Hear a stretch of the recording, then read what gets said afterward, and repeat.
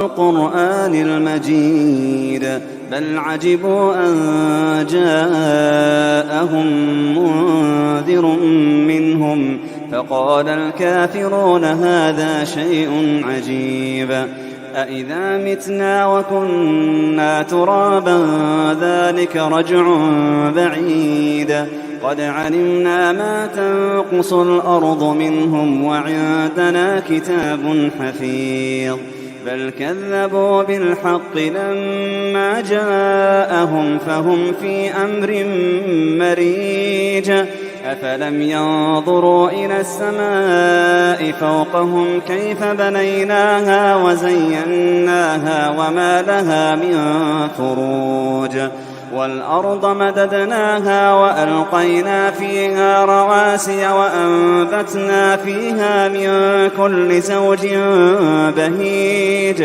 تبصرة وذكرى لكل عبد منيب ونزلنا من السماء ماء مباركا فأنبتنا به جنات وحب الحصيد والنخل باسقات لها طلع نضيد رزقا للعباد وأحيينا به بلدة ميتا كذلك الخروج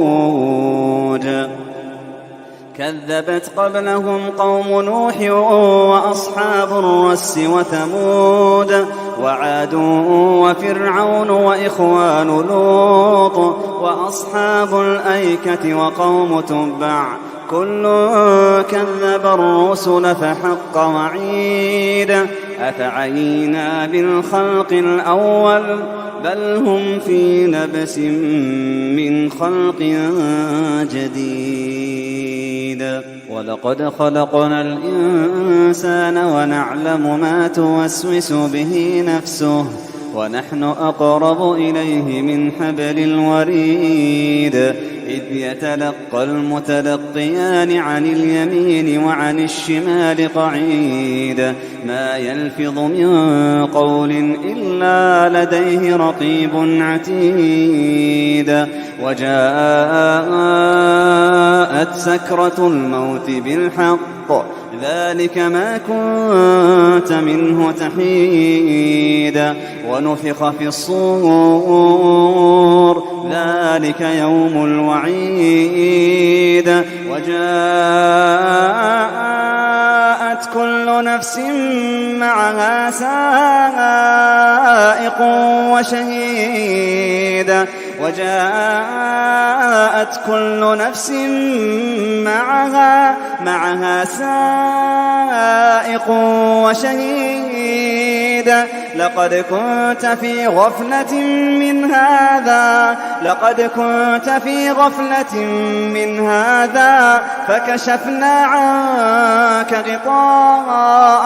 فكشفنا عنك غطاءك فبصرك اليوم حديد وقال قرينه هذا ما لدي عتيد ألقيا في جهنم كل كفار عنيد ألقيا في جهنم كل كفار عنيد مناع للخير معتد مريب الذي جعل مع الله إلها آخر فألقياه في العذاب الشديد قال قرينه ربنا ما أطغيته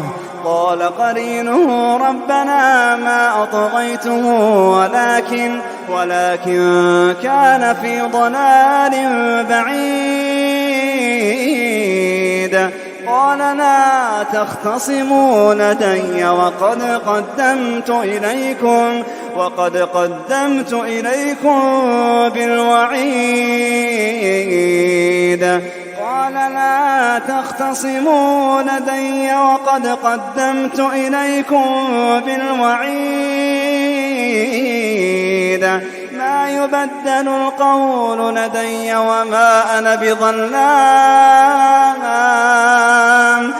ما يبدل القول لدي وما أنا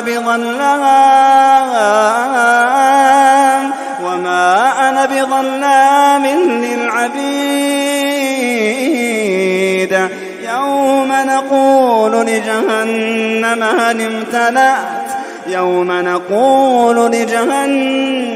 هل امتلأت وتقول هل من مزيد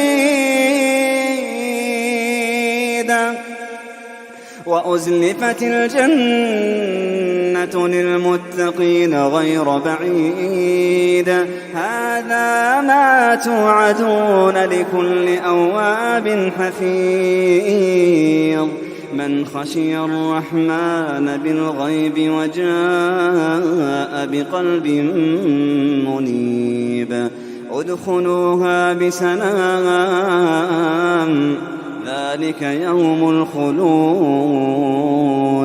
لهم ما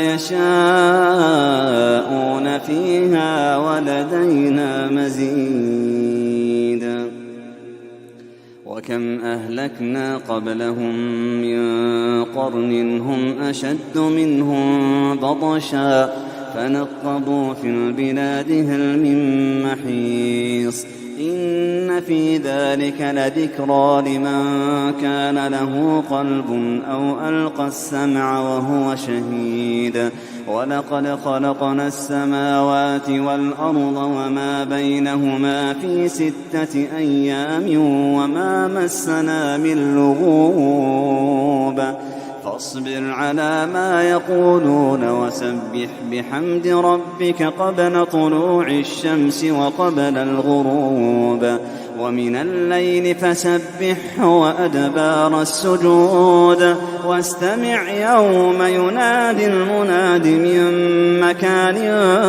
قريب يوم يسمعون الصيحة بالحق ذلك يوم الخروج إنا نحن نحيي ونميت وإلينا المصير يوم تشقق الأرض عنهم سراعا ذلك حشر علينا يسير نحن أعلم بما يقولون وما أنت عليهم بجبار فذكر بالقرآن من يخاف وعيد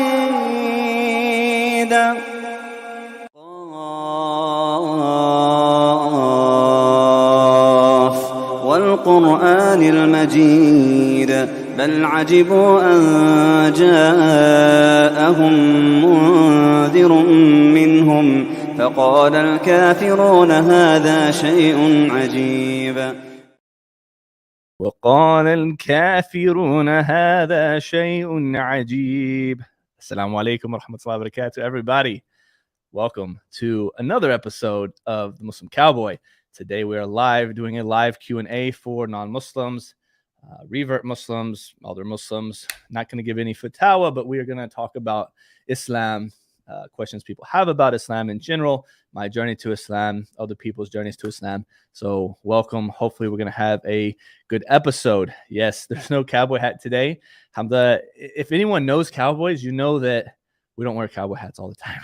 So I like to, wear other things. And yes, it is part of my brand, but, I think it's completely fine that I will take a break, because actually if I wear it for too long, I get like this annoying band on my head, and yeah, so you guys can deal with me without the hat.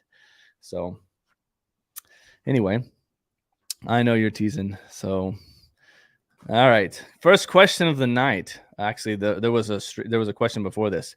Is this the stream? This is the stream. Second question: what makes someone a cowboy? So you want to know the original, what made someone a cowboy, or what makes someone a cowboy now? Actually, originally, And I was actually thinking about this recently. The word cowboy is so well known. I haven't really wanted to change it. But a cowboy back in the day, back in the frontier days, was actually a derogatory term. It was used for people who were brigands, people who would steal cattle, right? Because boy, like Jimmy the Kid or Billy the Kid and Kid, Boy, these names were referring to outlaws.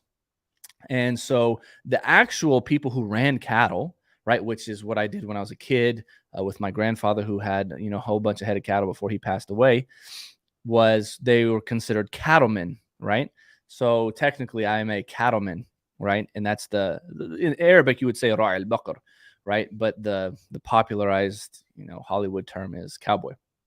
And it can mean good or bad now. Back when it first started, it was a derogatory term, but now good people, bad people can be called a cowboy. But what makes somebody a cowboy? Back in the day, it was somebody who, did these things, and then it became someone who ran cattle, and then it became just someone who's a country folk. And it's just kind of like, they call them, there's another synonym is kickers, right? People who wear boots, they call us kickers. And so, yeah, I love cows. I love cows too. I love eating them, especially. So, do I get the cowboy hat tan? No, not really. I mean, I don't wear it. Maybe I don't wear it enough, but yeah. You got to embrace your baldness, brothers and sisters. Embrace it.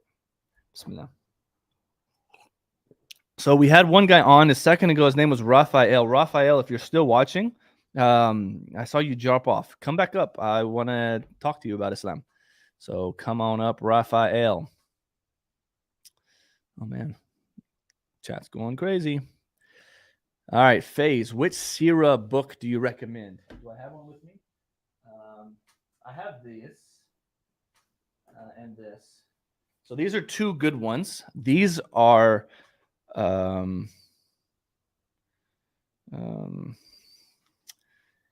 actually, I don't know if I can share this one now.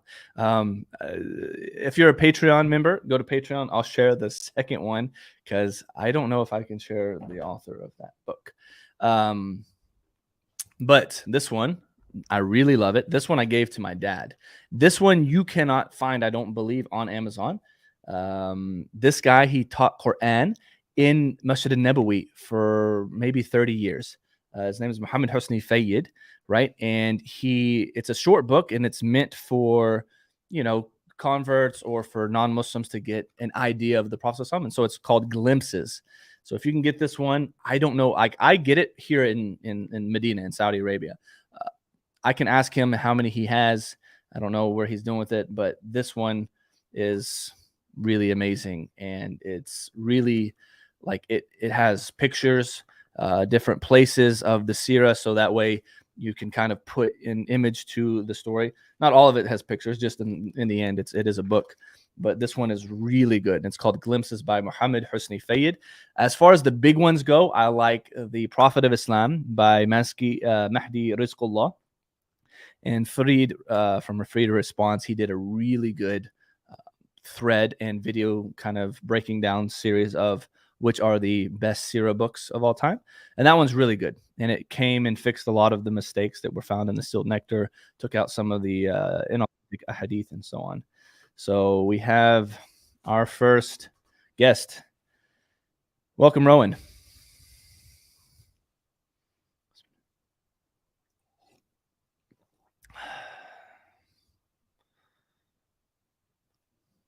Owen, you here? All right. While you're taking your time,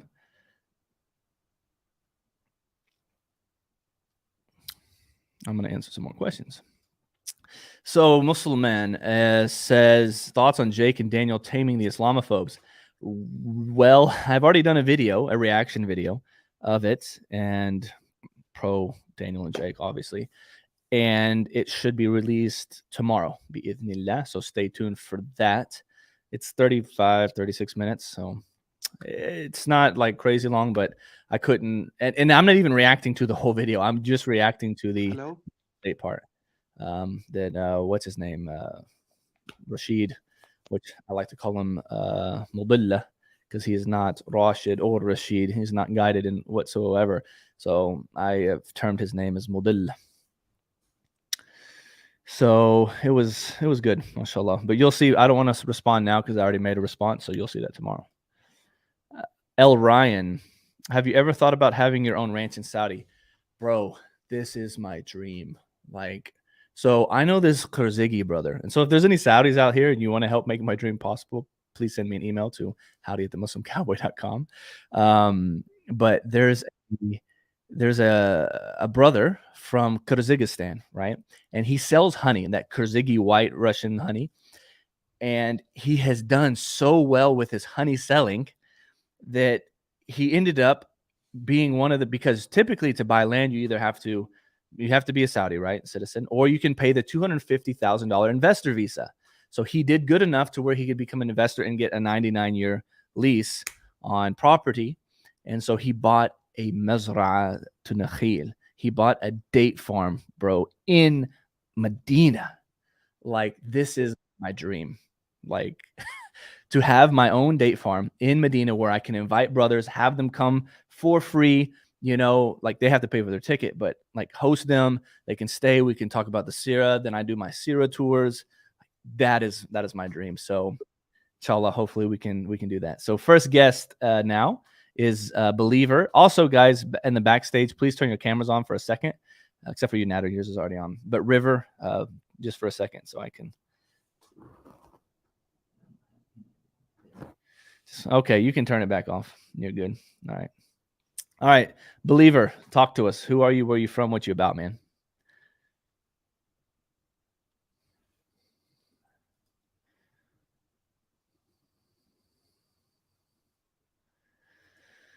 If you're the same guy from earlier, yeah, you got some mic problems. So,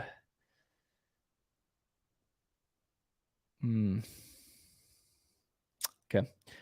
Go figure it out, and we're going to bring up the next one. What's going on, River? Hello. Do you hear me? Yes, I can hear you, partner. Yours is actually not messed up. Yup. How are you doing? No, doing pretty dandy. How are you doing? Good. So I was searching up. I was super confused on this thing. It's like somebody said, supposedly there's like a whale in the water, and then on top of the whale there's the earth. Have you ever heard about that? This is yes, I've heard about this. Yeah, I have. Yeah, I'm just confused because I've heard it's in Ibn Kathir, the tafsir. Yeah, for sure. I know exactly about this narration. So Is what it do you want to know? What's authentic? confusing? Is So it it is a authentic statement of Ibn Abbas. The Prophet ﷺ never said this. It is an authentic statement of Ibn Abbas, who is the nephew of the Prophet ﷺ, peace be upon him. Is there like any reason he would have said that?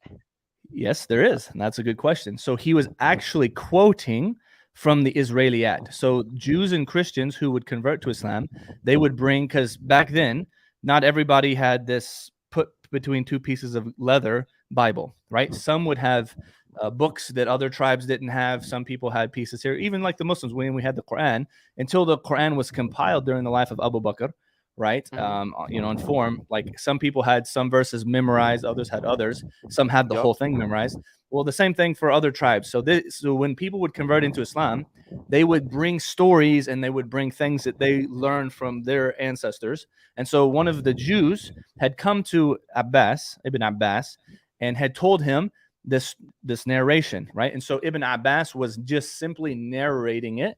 And it's not marfu'. It does not reach the Prophet. This is not him narrating from the Prophet that this is something that we Muslims believe, because we don't believe this. Oh, okay. So the tafsir is on Surah Al-Kalam, right? Yes. Okay. Yeah, and another question, Kalam. how do I get into paradise according to Islam? So, you get into paradise by the mercy of Allah. Oh, okay. Do I need to follow Quran and Sunnah? You need to be a Muslim at any point in time, whether it's during the time of Adam, Noah, Moses, Jesus, Abraham, Muhammad. You have to be someone who submits to Allah. And if you never got the message, then on the day of judgment, you'll get another test and you'll be tested. And you will have to submit to God and obey him. If you obey and you choose correctly, then you'll go to paradise by the mercy of Allah. Okay. Yeah, that's basically all I had. Yeah, I was Okay. really confused on that whale part because Yeah, yeah, it was in the tafsir and yeah. Well, thank for sure. you. You're welcome. What's holding you back from accepting Islam today?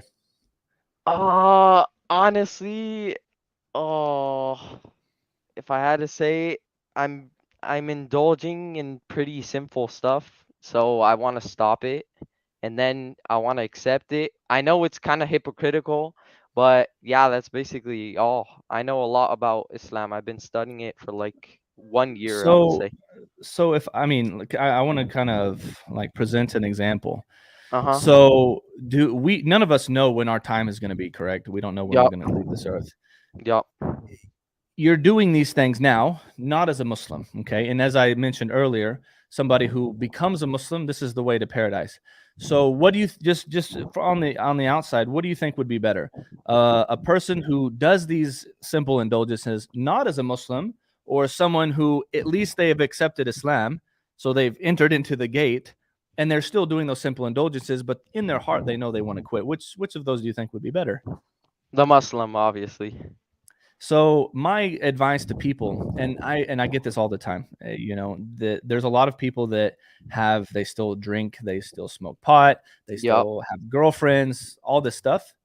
I tell them, just as the Prophet said, he gave the exact same advice to some of his Sahaba: become Muslim, right? I'm not going to say this is great, that's okay, but I'm going to say, okay, keep doing it if that's what you're doing, but become Muslim, right? Because at the end of the day, we never know. I've had people, like, from all of the interactions that I've had with people who have passed away very soon after taking their Shahada, right? After becoming Muslim. Yeah. So my advice always is, if you at least believe that there's only one God, and you do, right? That God is Yup. eternal, Yup. not Uh-huh. deficient, and you believe in all the prophets, right? Yup. All of them. Okay. Yup. And you don't believe Jesus is God, and No. no, then you're a Muslim in your heart. The only thing left is just to say it on your tongue. Like, that's Yeah, how easy it is. I know. It's because the example I keep giving myself is, damn. Honestly, I should just accept it. Like, fine, I'll do it. Let's do it. Okay. Let's say it in English, and then we'll say it in Arabic. Yeah. I testify I testify that there is no God worthy of worship that there's no God worthy of worship except Allah. except Allah. And I testify And I testify that Muhammad that Muhammad is the messenger and servant of Allah. is the messenger and servant of Allah. Allahu Akbar. Congratulations. So we're going to say it in Arabic now, bro. Okay. I got goosebumps, man. All right. I kind of used to this one in Arabic. I've heard it a lot of times. So Okay. let's see. Well, I'm going to go slow, though. But Yeah, no problem. No problem. Ashhadu Ashhadu an la an la ilaha ilaha illallah illallah wa ashhadu wa ashhadu anna anna Muhammada Muhammada Rasul Rasul Allah. Allah. Allahu Akbar. Congratulations, bro. Oh, Welcome home. thank you, bro. Thank you. Thank you so much. I've been So, contemplating. You don't understand how much I've been contemplating this. oh my gosh, bro. Yeah. So, and I'm actually really proud of you for asking questions. Like, don't stop doing that. Keep coming to people like myself, the Muslim Lantern, other people who, Yeah, I'm sub to all of them. yeah, just and don't hesitate. You need to. The first thing I want to tell you, all your sins are forgiven. No need of a sacrifice. This is the mercy of Allah. And two, you need to get around yourself a Muslim community. Even if, so if you go find a new masjid around you, that's fine, but you need to be around people who are your age, who have, who are on their deen, but they're people who are going to influence you well. And if you need an online group for people like that, please go and let me see if I can share it. I usually don't like to share it, but I'm going to put it up right now. Okay. Add invite group, copy link. Here we go. So it's in the comments. Alrighty. That's a Telegram group for the new Muslim family. These are people who convert with me, and then and a lot of us, we just talk about what's going on in our life, what we're dealing with, because all of us are converts. Because a lot Oh, of people might not know what we're going through, the struggles that we're facing, and it's just yep. good to build each other up. Okay. Um, Thank you, bro. Like honestly, thank you, thank you. yeah, for Another sure. question. What should I do? Like the first thing I should do, like learn how to pray. Yeah, well, first it's recommended, but I recommend to do it. Go take a shower, okay? And Okay, it's not like baptism, but it does represent the sloughing ghusl, off right? the old, and Ghusl. you're washing it all away. It's not required, Okay. but it is recommended. Uh-huh. And then learn how to pray, and that's going to be through. Let me see if I can put it on the new Muslim Academy. Right here, New Muslim Academy.org on screen right there. So you'll go there, and that will teach you step by step basic prayer. And if you have any questions about anything, feel free to reach out, and we'll be able to help you. So Okay. Thank you guys in the chat, and you too, Muslim Cowboy. welcome Nothing but home, love. bro. Well, I'm honored, wallahi, and I actually and this is no joke. It's not just words, empty words. Like, I love you more than even my own blood family. So, if you need anything, don't Damn. hesitate to reach out. I'm here to help in whatever way I can. Thank you so much. Have a good day. Yeah, you too, bro. All You too. See ya. right, assalamu alaikum. All right, Nada, you kept dropping off, but you technically you should be next, but you were actually third, It so works you're now. skipping. Should work. You're skipping people, but that's all right. You up? You good? Yeah, I'm cool, bro. It's just for some reason I couldn't hear you. I'm using a different webcam Yeah. right now. I'm just like, yeah. Amir, yes, he did just become Muslim. So those of you who missed it, alhamdulillah, we just had a Shahada. So go rewind a little bit and watch the brother give his Shahada, mashallah. So welcome him, make dua for him, ask, and you too, River, don't forget to make dua for us. You're as pure as can be, bro. So your dua is no hijab. Just don't forget us. Ask Allah for our guidance. Alhamdulillah. Focho. All right. So you gonna panel with me? Yeah, let's do it. All right. Let's take on next guest, El Arrante. Welcome. Assalamu alaikum, my dear brother. Can you hear me? Wa alaikum salam. Yes, I can hear you. Well, that was a very special moment that I had a pleasure and honor to be witnessing with you, mashallah. And brother River, I heard his name is River. I'm not sure. Please feel free to connect me. So welcome to the family. And I want to just maybe mention a couple of words about the history. And I'm myself a Muslim from Turkmenistan. We kicked off, we kicked off Soviets like 70 years. They try to indoctrinate and they try to eliminate Islam.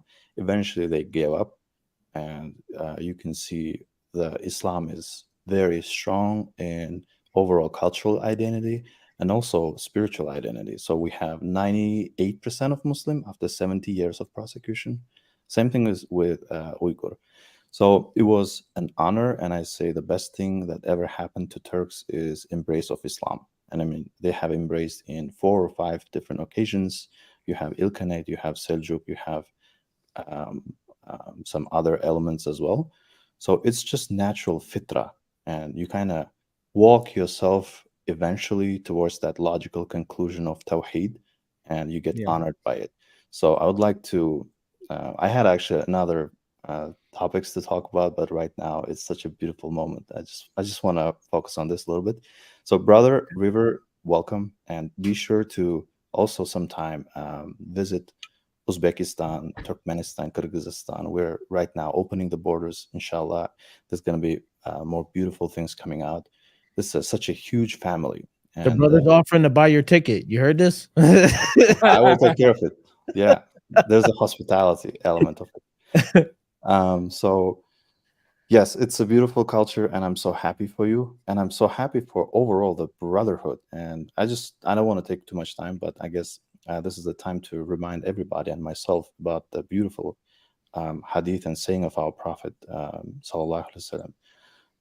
لا فضل لعربي على العجمي ولا لعجمي على العربي إلا بالتقوى. There's no superiority over white over black or black over white, neither Arab over non-Arab, nor non-Arab over Arab. Everybody is equal inside of Allah, and the superiority is only by taqwa. This is a beautiful message of Islam, and welcome, brother. Yep. Thanks, man. Alhamdulillah, very And, well. yeah, we're so happy to have him, mashallah. That was All of very you. good. Thanks for coming on. Anything Yep. else, Arante? I'm going to bring up Solomon next. So That's it, brother. I'm gonna reserve my questions for the next stream. God bless Okay. you all. you too. Barakallah fiqh. Wa fiqh. Assalamu alaikum wa rahmatullah. All right. Welcome, Solomon. How are you doing, man? Assalamu alaikum. Walaikum salam. Are you hearing me? Yes, we hear you loud and clear. Is the audio fine? Yes. Okay. What's going on, man? What brings you here? Tell us about yourself. What you have questions about? What's going on, man? In a short story, can I introduce myself? Like, I was born as a Muslim, but the thing is, like, in my 16, 17, like in the late teenage, before 3-4 years, I started leaving Islam. Not like I left Islam, but taking just it as a part, not as a way of life, just as a part of life. And watching these movies, Hollywood movies and all that. You may know better because you're from America, I think, Muslim Cowboy. Mm-hmm. So So is you may Nadia. know the peak of Avengers and all that stuff when it was on its peak and like the craze was going on in every country. And then I started watching also the movies of, I won't take the names because it's not, I think, good to take the names of these actors and all that, but I will say the Hollywood movies. So then I became like an agnostic for some time. Then I became a Muslim because my friend said, you will go to the hell, don't do this to yourself. But 1 year I started praying and all that. But after that year, it's a couple of years ago, the story is, it was a very dramatic story for me. So I started watching the videos of these ex-Muslims, as you may know, that apostate prophet David Wood and all that David was not Jahils. Yeah. all that Jahils Yeah. and this Robert Spencer and all that, who Well, has lost Robert completely today, alhamdulillah, course. yesterday. Alhamdulillah. Yeah, so I also became agnostic. Like, I didn't leave Islam.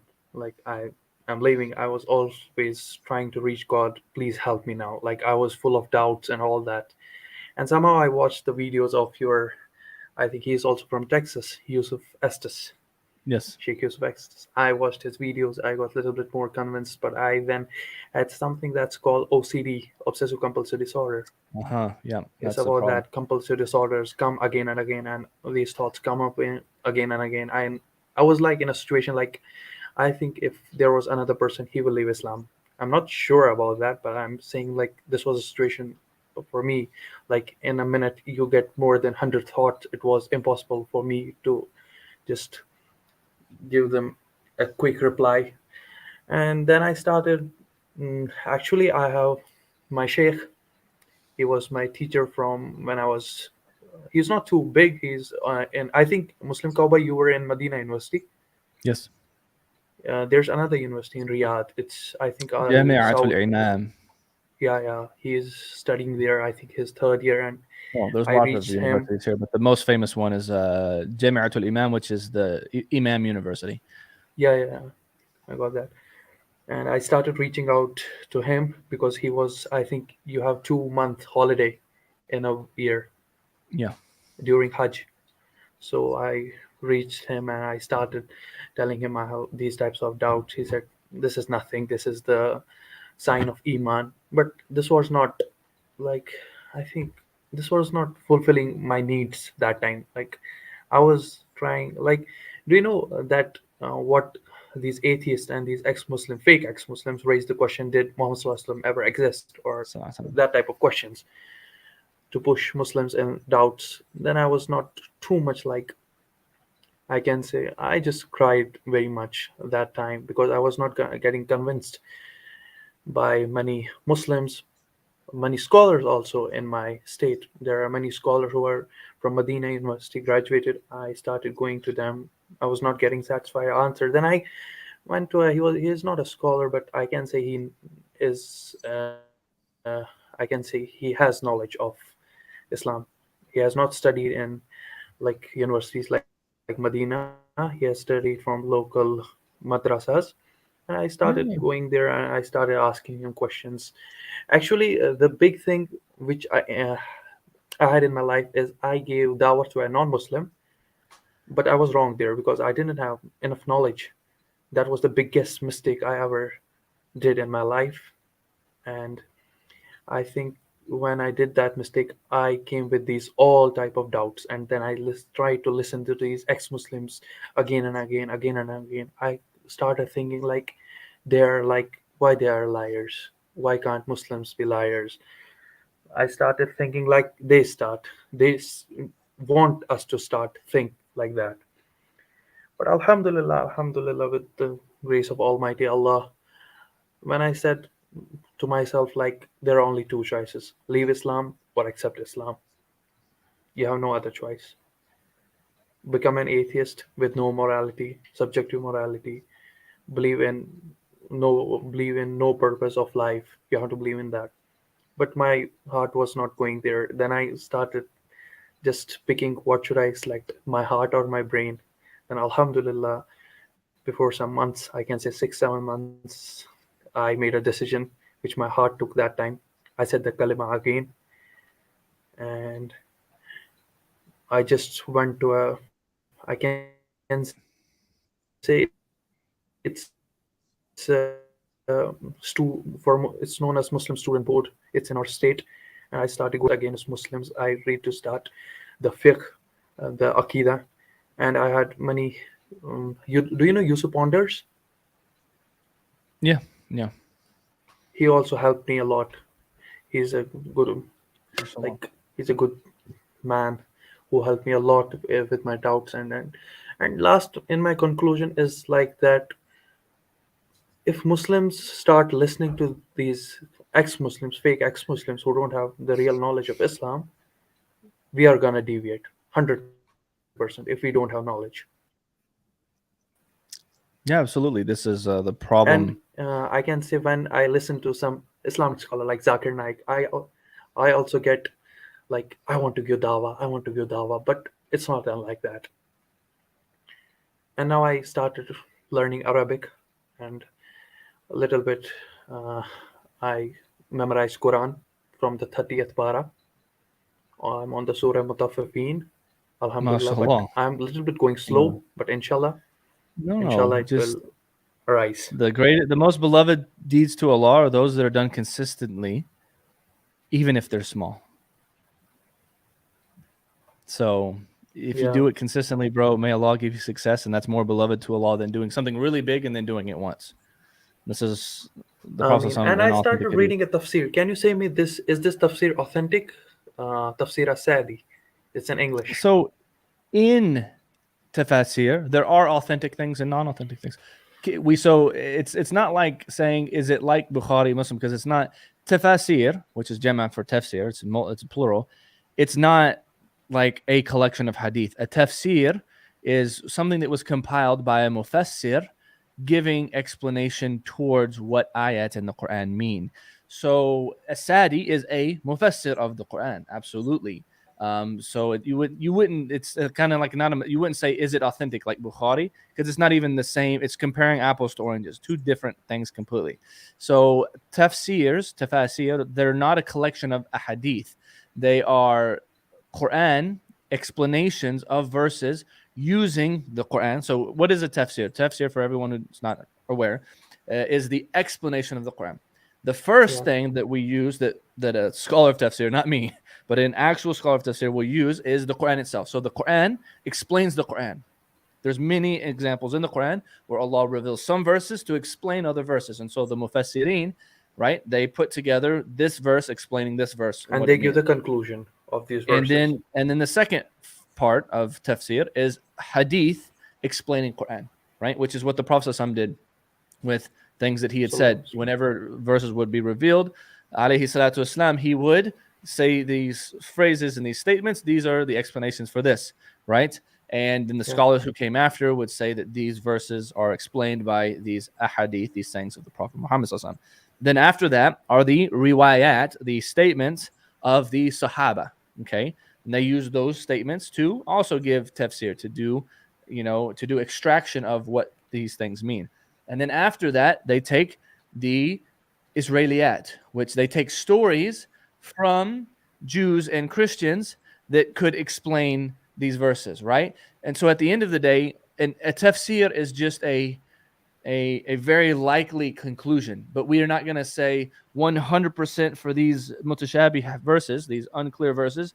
When some scholar did tafsir of it, and they're used in Israeliyat, we're not going to say that this is the tafsir of it, unless it is something that the Prophet himself said that this is the explanation, or one of his companions, like Ibn Abbas, said this is the explanation for this verse, etc., etc. But like the brother just mentioned, in Ibn Kathir mentions Ibn Abbas mentioning this tafsir of Surah Al-Qalam, which is, the chapter of the pen, and talking about the earth and everything that was on it was built on the back of the well. This was a statement that Ibn Abbas took from a Jew, right? And he just, and here's the thing about scholars, even if it's something that they don't agree with, if it's been mentioned, they'll put it in their books anyway, right? And so it doesn't mean that this is what Ibn Kathir believes. No, it's just he's mentioning it because it was mentioned, right? And this is why a real student of knowledge has to sit with real ulama, because you can't just pick something up like someone might do and then say, oh,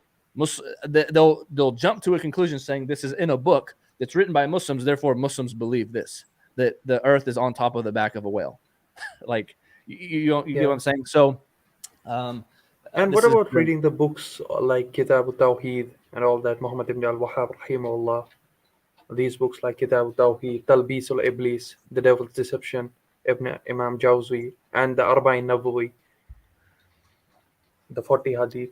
Right, Riyadh al-Salihin. I mean, so much stuff like is done by the scholars to put things in perspective. And what comes first is our iman, our aqidah, right? So I always tell people, start with Imam at-Tahawi, the earliest aqidah work, in our, our that we have. To be honest, I actually took this Tafsir Asadi because many people, like not many, like 2 or 3 people told me, like, if you start with Ibn Kathir or other tafsirs, you won't get it, because you need first to know Usul al-Tafsir. I'm just in where I study right now. We have to start Usul al-Tafsir. We have 4 subjects per year, and next year there will be a subject Usul al-Tafsir and Usul al-Hadith, I think. So they said me, wait until you finish the Usul al-Tafsir. So before that you can start Tafsir Asadi, because it's not too much explaining with hadith and all that.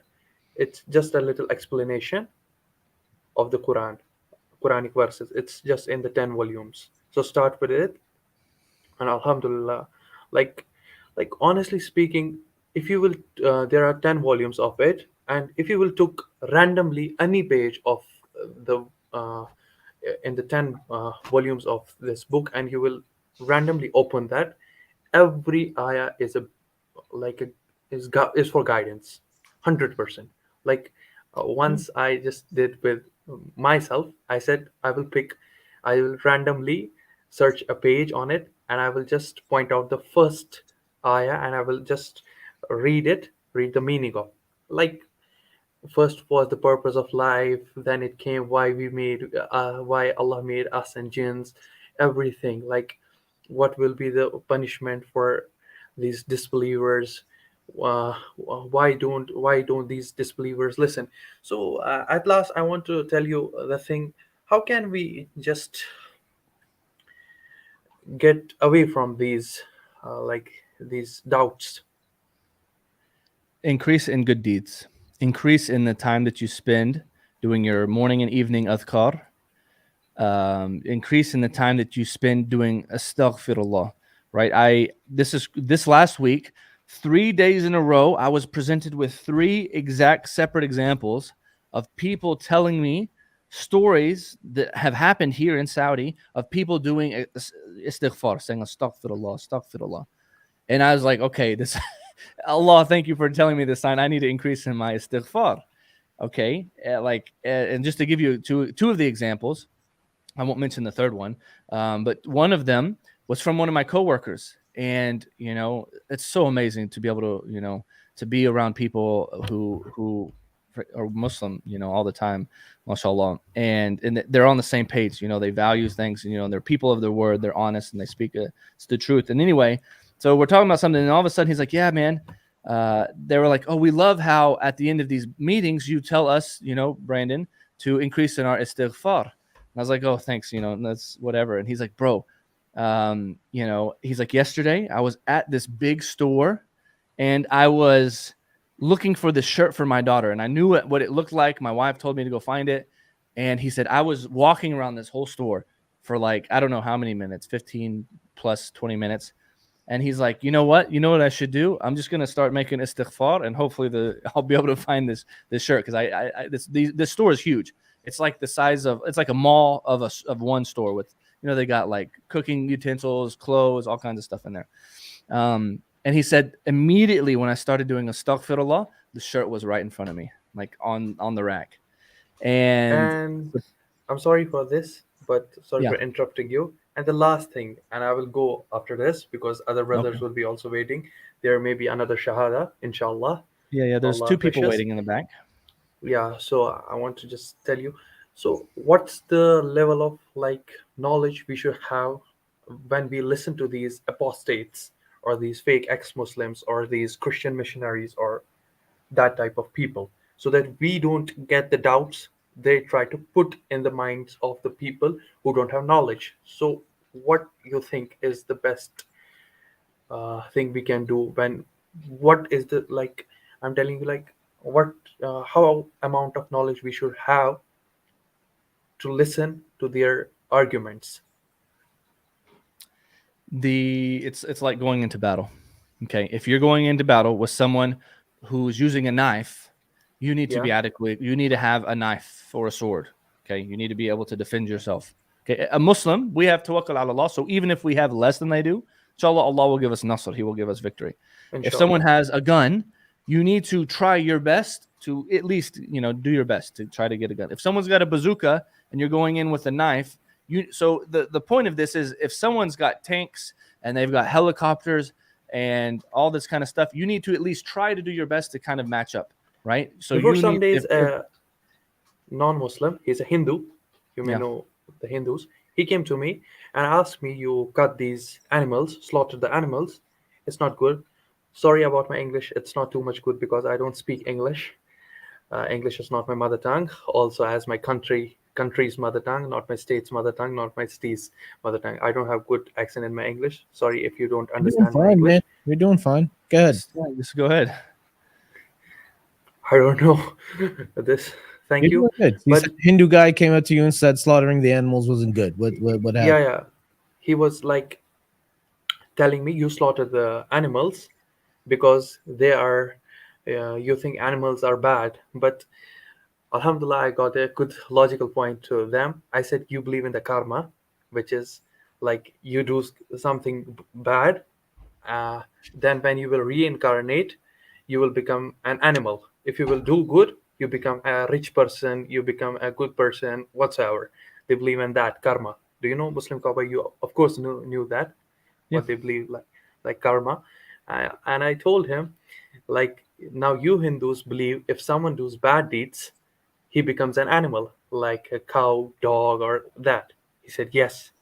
I said him, so we are not telling animals bad. We are just slaughtering them for a meal. But you are telling now animals are bad because they are having the bad souls. So what should we do with those bad souls? Like he was totally like unanswered. Like he just ended that debate with me before some days, like a simple debate with me. He said, I want to debate you. I said, I'm not gonna debate you. He said, no, then you fear.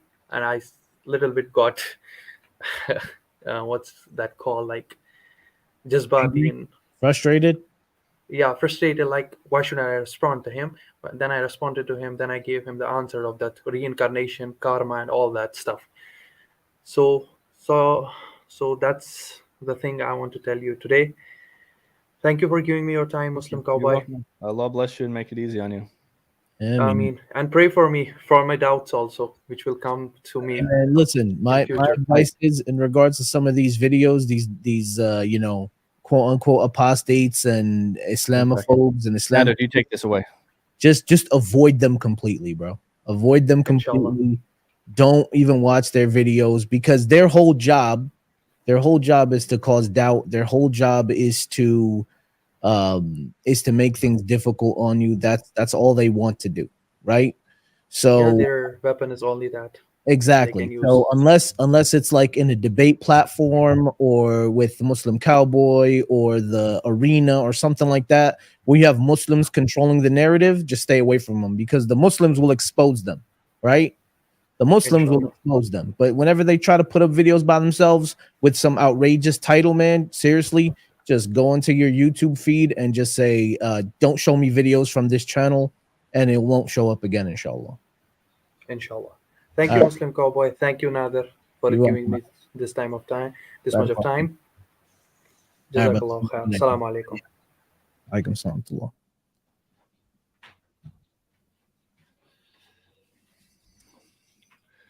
Wa alaikum salam wa rahmatullah. All right. Thanks. BMC, what up? Who else is coming up? All right, we got next and non-Muslims in the chat. I don't see y'all joining backstage. Hey, welcome back, Derek. It's good to see you. So if you want to come, link is pinned. All right, next is Marwa. Assalamu alaikum, Marwa. Alaikum assalam wa rahmatullahi wa barakatuh. Thank you for this show, and honestly, I have it's kind of a question, and I've been studying a few things through the Bible and trying, because I'm a Muslim, alhamdulillah, and there's a lot of things about the prophecy. It has always been a question for me, and in the sense of trying to find this the lineage or how the continuation of the message has been delivered. And it's very interesting. There's a very interesting hypothesis that I would like to propose in order to see its validity. Is this possible, or this is not the right stream? Maybe. Go for it. Let's see what you got. Okay. Okay. Bismillah. So basically, I'm referring to something Jesus in the Bible referred to, which is the sign of Jonah, which is a very interesting. It's not the same how they present it, but through the scripture, it presents a different narrative, which links it to the book of Zephaniah. And the book of Zephaniah is a very interesting book because it has been kind of left on the side, because the prophecies are very much fitting to Islam and Sayyidina Muhammad alayhi salatu wasalam. And it's kind of it was very much for me this chapter 3, and in the way the construction of the prophecy has been dealt with, and it's mentioning also Jonah and the Nineveh, the Nineveh part. And when we go to Jonah in chapter 2, we find that the sign that was given, how they're giving the sacrifice, and it's a sacrifice of thanking. A thanking sacrifice, which is a very interesting link, because that is the kind of sacrifice we provide as Muslims in our scripture. We give the hadi to thank God, and in that kind of lineage, I find there is an interesting way of seeing this prophecy for the adulterous nation that has been given, that will lose the Torah and will come a messenger, or will come a language, a new language, pure language, and then it goes afterwards to the pilgrimage. So here comes again the pilgrimage, with people standing side by side, giving by the side of the river of Kush, which is basically Saudi Arabia, not Jerusalem. It can never be Jerusalem, because Kush is it's near Ethiopia. It's not Sinai. So it's Sudan and Ethiopia. So this this section will go to Saudi Arabia. And we see on that all the kind of things, how it is linked. It gives this kind of prophecy a different light and a different meaning when it is being mentioned in the Bible. Does that sound relevant to you? No, it sounds like very interesting. I mean, this would just go back to many of the similarities that we have from many verses that are very clearly speaking about the Prophet ﷺ and his prophethood and his message that he's given in these books as well. And I mean, I haven't seen this link being made before, but I would love to look into it. So if you want to like email me like what you've come up with so far, it might make some pretty good videos, some pretty interesting stuff. Jazakallah khair, Jazakallah khair. I don't know the email, but maybe I can contact you through, I don't know if you can send me the through the link here or Howdy at the Muslim Cowboy. Yeah, so super easy. It's in the back channel. HOWDY. sorry? It's in the private chat. So FUDY? it's in the private chat. Just copy it and paste it. It's in the Okay. private chat. Thank you so much. Jazakallah khair. You're very Jazakallah. welcome. All right. All right. Assalamu alaikum. Assalamu alaikum wa rahmatullahi wa barakatuh. All right. Wa alaikum salam, Amberine. Good to see you back. MashaAllah. Welcome. Okay. Yeah, thanks, that's Kelly. Yeah, Zalkhair. I appreciate it. I don't know what's happening in the chat. So yeah, thanks. Yeah, it's moving quick today, mashallah. I'm having a hard time keep up. Guys, it's Q&A, so ask your questions and people please come up. Ruhid Mir, I would bring you up, but your mic or your camera is not connected. So we're going to bring up Abdulaziz first. But Ruhid, who's in the back chat, connect your mic or your camera, and then you can come on up. All right, Abdulaziz. No, salam alaikum. Can you hear me? Wa alaikum salam. Yes, I can hear you, brother. We can hear you. Yep. Okay, I just joined because I had a question. Go for it. That's the point of the stream. So go for it, partner. Okay, thanks. So I ran into a video of yours. It was about that one guy, that one Christian guy. He was talking to that one old lady. Roberto, yeah. Yeah, and you said in one section you said if you hear voices, like Allah subhanahu wa ta'ala will never like speak to you as in actually like talking to you. And if you hear voices, it's shaitan or something. For the most part, yes. People today, because Allah spoke to his more revelation. That's it. It's done. You know, his prophets. Okay, so if you hear like voices like, "Oh, this is the way," you shouldn't.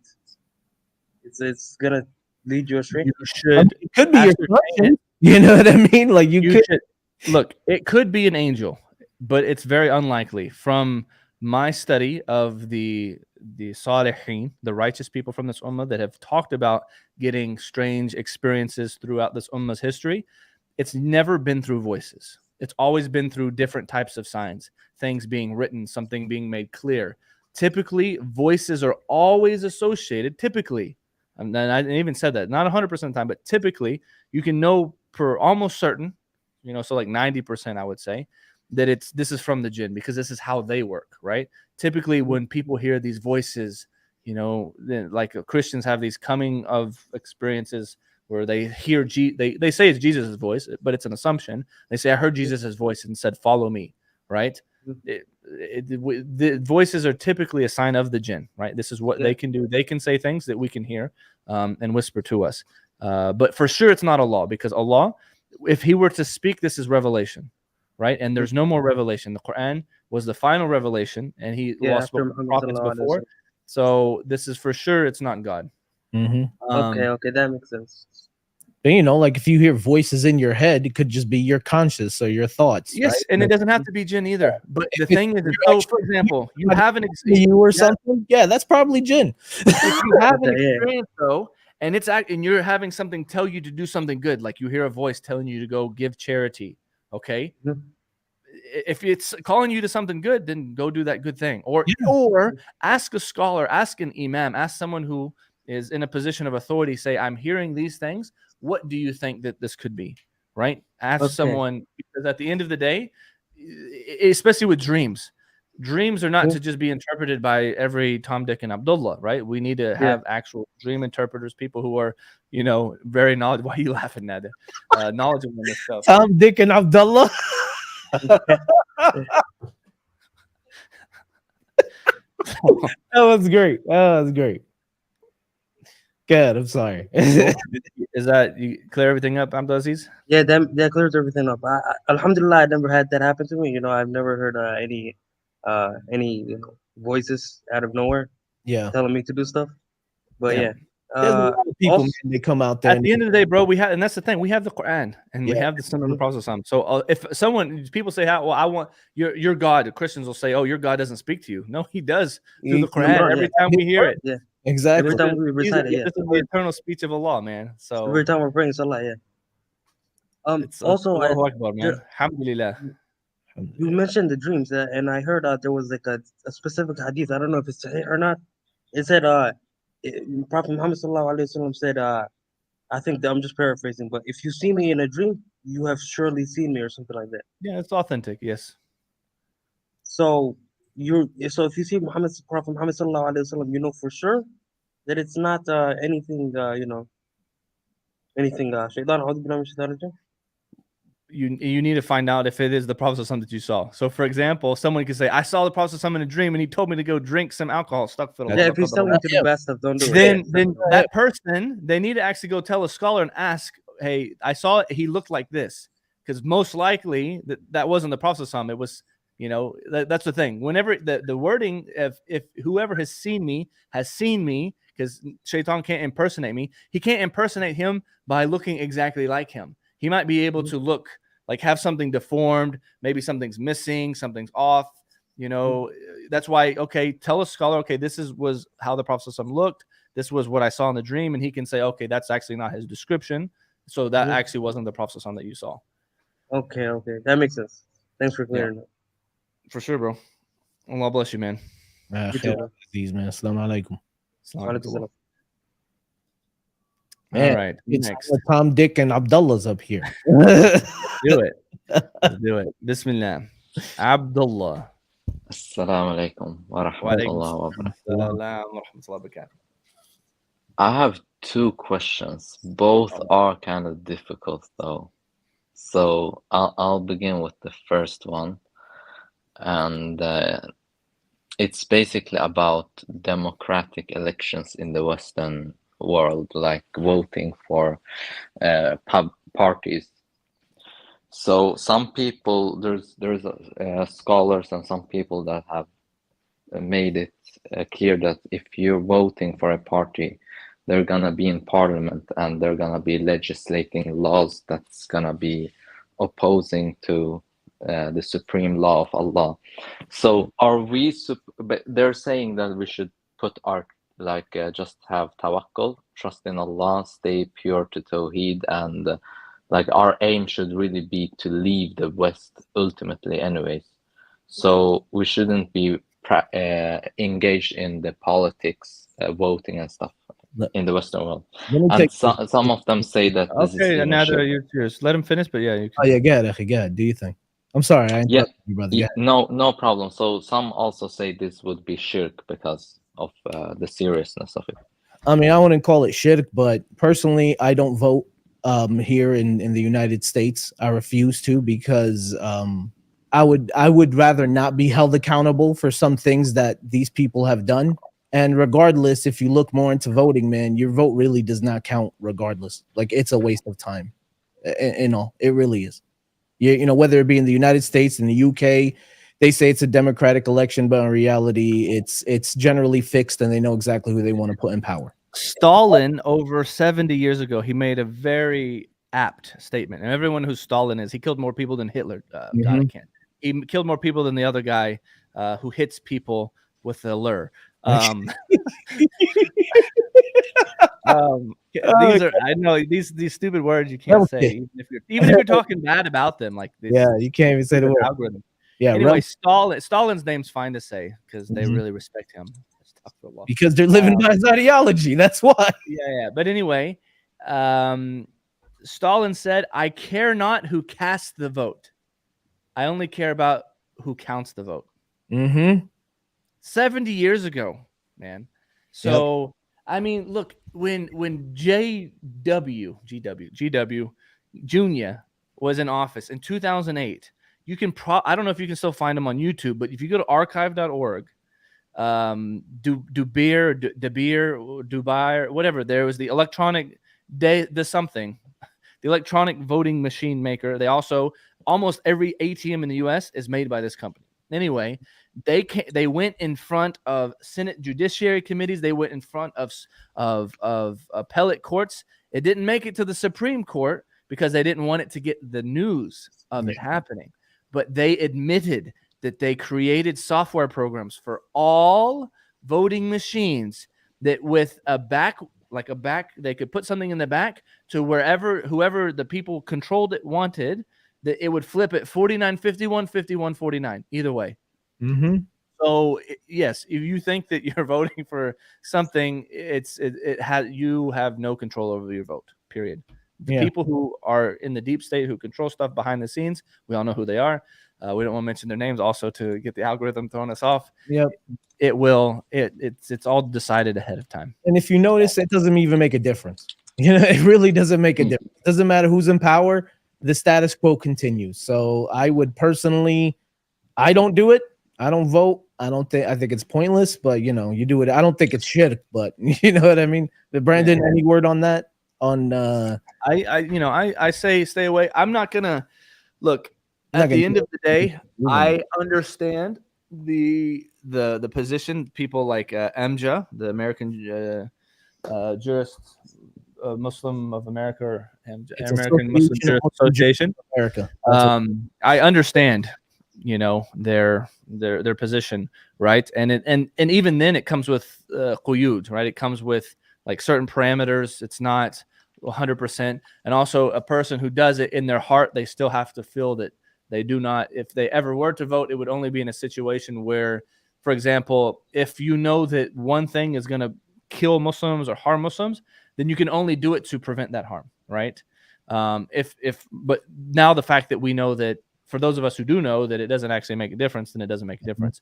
But it doesn't necessitate that it 100% is putting the law of man above the law of Allah, unless your intention is that, right? Your intention has to be, okay, I believe that the law of man is greater than the law of Allah, and I want this to reign supreme. So for it to be shirk, from what I've learned, and from my studies from my teachers, is that there has to be an intention behind it. It's not shirk automatically. I see it as something ambiguous because it's kind of new anyway. It didn't really exist in this manner before. I mean, voting existed. The shura of the Sahaba existed when they voted for the Khilafah of Abu Bakr. The whole ummah, they all gave bay'ah. They all voted and said, we agree, we want Abu Bakr. Like, they all came together and voted for Abu Bakr. And then after that, when there was a shura of the six, they voted for Umar. There was a shura. So voting is part of Islam, but mob rule, this idea of the majority, gets all of the favors, and the minority gets kicked to the curb. This is something that's not from Islam. Because at the end of the day, even though there's shura, there's still a singular leader who will make a decision at the end of times. And at the end of the day, we need to understand that in our hearts, every single Muslim, no matter what, even if they are put in an unfortunate position of, say, actually, some people will say, like, for example, Sheikh Hatem al-Hajj, right? If you're in a local election and they're voting whether to allow alcohol in your county or not, as a Muslim, you might actually have to, you might be required, from the Sharia to go vote against letting alcohol into your community, right? So on the local level, it might be more permissible, might be a situation like this where it's like, okay, they're having a vote and it's really close. And if all of the Muslims in this locale go vote to not allow alcohol in our locale, that actually might be something that we actually have to do. And then Tarrant County, which is there in Dallas, where, I was living for a while, it was actually a dry county, right? For the longest time. So that is one situation where it's all situational, right? And it's about, trying to find the maslahah.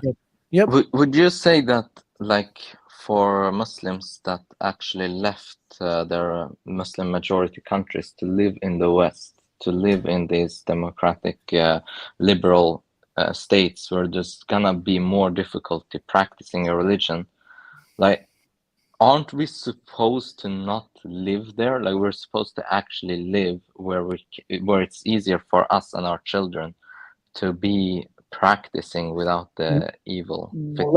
Let me comment on that real quick. Yeah. I'll let you go, Nader. Right. Let me comment on that real quick. So I was I'm Palestinian, right? Born and raised in the United States, but I'm Palestinian. And I know for a fact I know more religious Muslims in the United States than I do from people I know in Palestine. You understand what I'm saying? Because they're surrounded by Muslims, but it becomes a part of their culture. That's kind of what the brother was talking about before, 3 people ago. The Desi brother, he was talking about that he grew up in a Muslim household, but he kind of fell off and became agnostic and all that because it becomes a part of the culture, and you really don't build a relationship with Islam, right? So what happens is whenever you're here, and it's really not difficult to be a Muslim here as far as like living our deen. We're able to practice freely, alhamdulillah. Do we agree with the way that they run things? No. But do we agree with the way most Muslim countries run things? No. You know what I mean? No, because it's not based off of the rule of the Quran and the Sunnah. You know what I'm saying? It's not based off of Sharia. It's based off of some other human-made political sphere. You understand what I'm saying? So yeah, so there is no, I understand. So you're saying, because that makes sense, because for example, right now I don't even have a welcome from there is no like khilafah that's gonna welcome me. It's gonna be like way more difficult, because it's not enough that I say the Shahada. You know what I mean? Every country rules independently. And the thing is, I'm a am person, right? I'm a layman. I'm just talking from my own personal experiences. But like for me, a person with disabilities, for example, right? Unfortunately, I can't move to the Muslim world unless I have enough money to have employees and workers do everything for me. Because whenever I live in the Muslim world, unfortunately, I'm not looked at as a whole person. You know what I mean? I'm not expecting. There's a lot of things that aren't accessibly made. They're not made accessible. Yeah. They're very behind in there. I'm not expected to get married. I'm not expected to have children. I'm not expected to have a job. I'm not expected to live as full of a productive life as I can here. As bad as the situation is over here in the West, you know what? I think we need Muslims here because we seem to be the last line of defense against the grand morality that's taken over the entirety of the West. I mean, when I look at Riyadh, I kind of see it as the West anyways. I see it like a European country. We don't want to talk about any specific country. No, we're not going to name any. You know what I mean? So let's keep it open, and I think people can understand what we're talking about. That's true. Yeah. Also, one more question, because this is when you're giving dawah also, and even for myself also, because I'm a revert, and sometimes like where's the threshold for like, are you because some say that if you miss a single, like you don't pray one prayer in time, like you've left Islam. And like I saw Sheikh Fawzan say this on YouTube, and I know that, bro, the Muslims living here where I'm at, they do pray, alhamdulillah, but they don't always like pray 5. They might pray 3, they might pray 4, like 2, sometimes 5, but it's they're the laziest generation, and I'm included in that. We are the laziest generation of Muslims, like but we do love Islam. So what's the stronger opinion? Is it that like you so I believe that's actually a very weak opinion. It's actually something that's held by a very small minority of Hanbalis and others. But the majority opinion is that out of not praying out of laziness is not kufr whatsoever. And then to say if someone just misses a single prayer, they're a non-Muslim, this is then none of us are Muslims. Let's be real. You know what I mean? no offense to any of the ulama, but this is, I mean, ulama can make mistakes, but this is not a correct opinion. For sure, the stronger opinion is that it has to be done like jahran, like there has to be like a obvious, clear belief, right? When that person is asked about not praying, like, do you believe that you have to pray? And they say, no, I don't believe I have to pray. Then it's kufr at this point, right? Yeah, but if they know they don't have to pray and they're not praying out of laziness, this is not kufr, right? And it goes. I know there are hadith of the Prophet ﷺ that are used for the alternative, but there's also other hadith that prove that, you know, that those things are understood, that it's kufr, like doing the kufr, it's something saghir, just like shirk saghir, like riyah and other things like this. But my opinion is that this person is very sinful, right? And it's a musiba. It's a huge thing to be lazy and skipping prayers. But I don't believe that this takes a person outside of Islam. And Islam is a holistic thing, right? Like we can't just take one one hadith on its own. This is what the kuffar try to do all the time, right? They take one ayah out of context and just run with it, right? But if we have other hadith that say other things, we need to take it holistically and then depend on the scholars, in which Brandon is saying, majority of the scholars agree with that other opinion about laziness and right. The Jamhur, all even a large portion of the Hanabila also don't hold that opinion. It's only a very small sect from the Hanabila, some of the Zahiriyya, who hold that that missing a prayer out of laziness makes a person a kafir. It's a very small opinion. Thank you. And one more question, actually, because there's some people like they were talking about this. There's also the Khariji sect. But I have a question. Like, if a Muslim, he knows that Allah sees him, like he's aware of this, and he's doing a major sin, for example, let's say drinking alcohol or zina or something else. But in the act, like he's doing it knowing that Allah sees him, and like he's not arrogant about it, but he knows that Allah sees him, and he still does this major sin.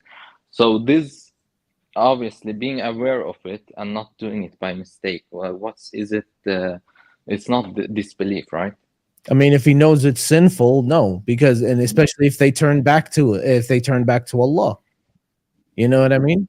Yeah, knowing, being ghafil, being like heedless at the moment, or knowing that Allah is watching you, is not one of the shurut. It's not a condition for something to be kufr or not, right? The issue is whether you believe or not that it is haram or it is not haram, which is any of the other rulings, whether it's So if I'm drinking alcohol and I think it's perfectly halal for me to drink alcohol, there's nothing wrong with it, and we come. That's the only condition. No, it is haram. Here you go. Here's all the evidences. You're like, I don't care what you show me. It's not haram.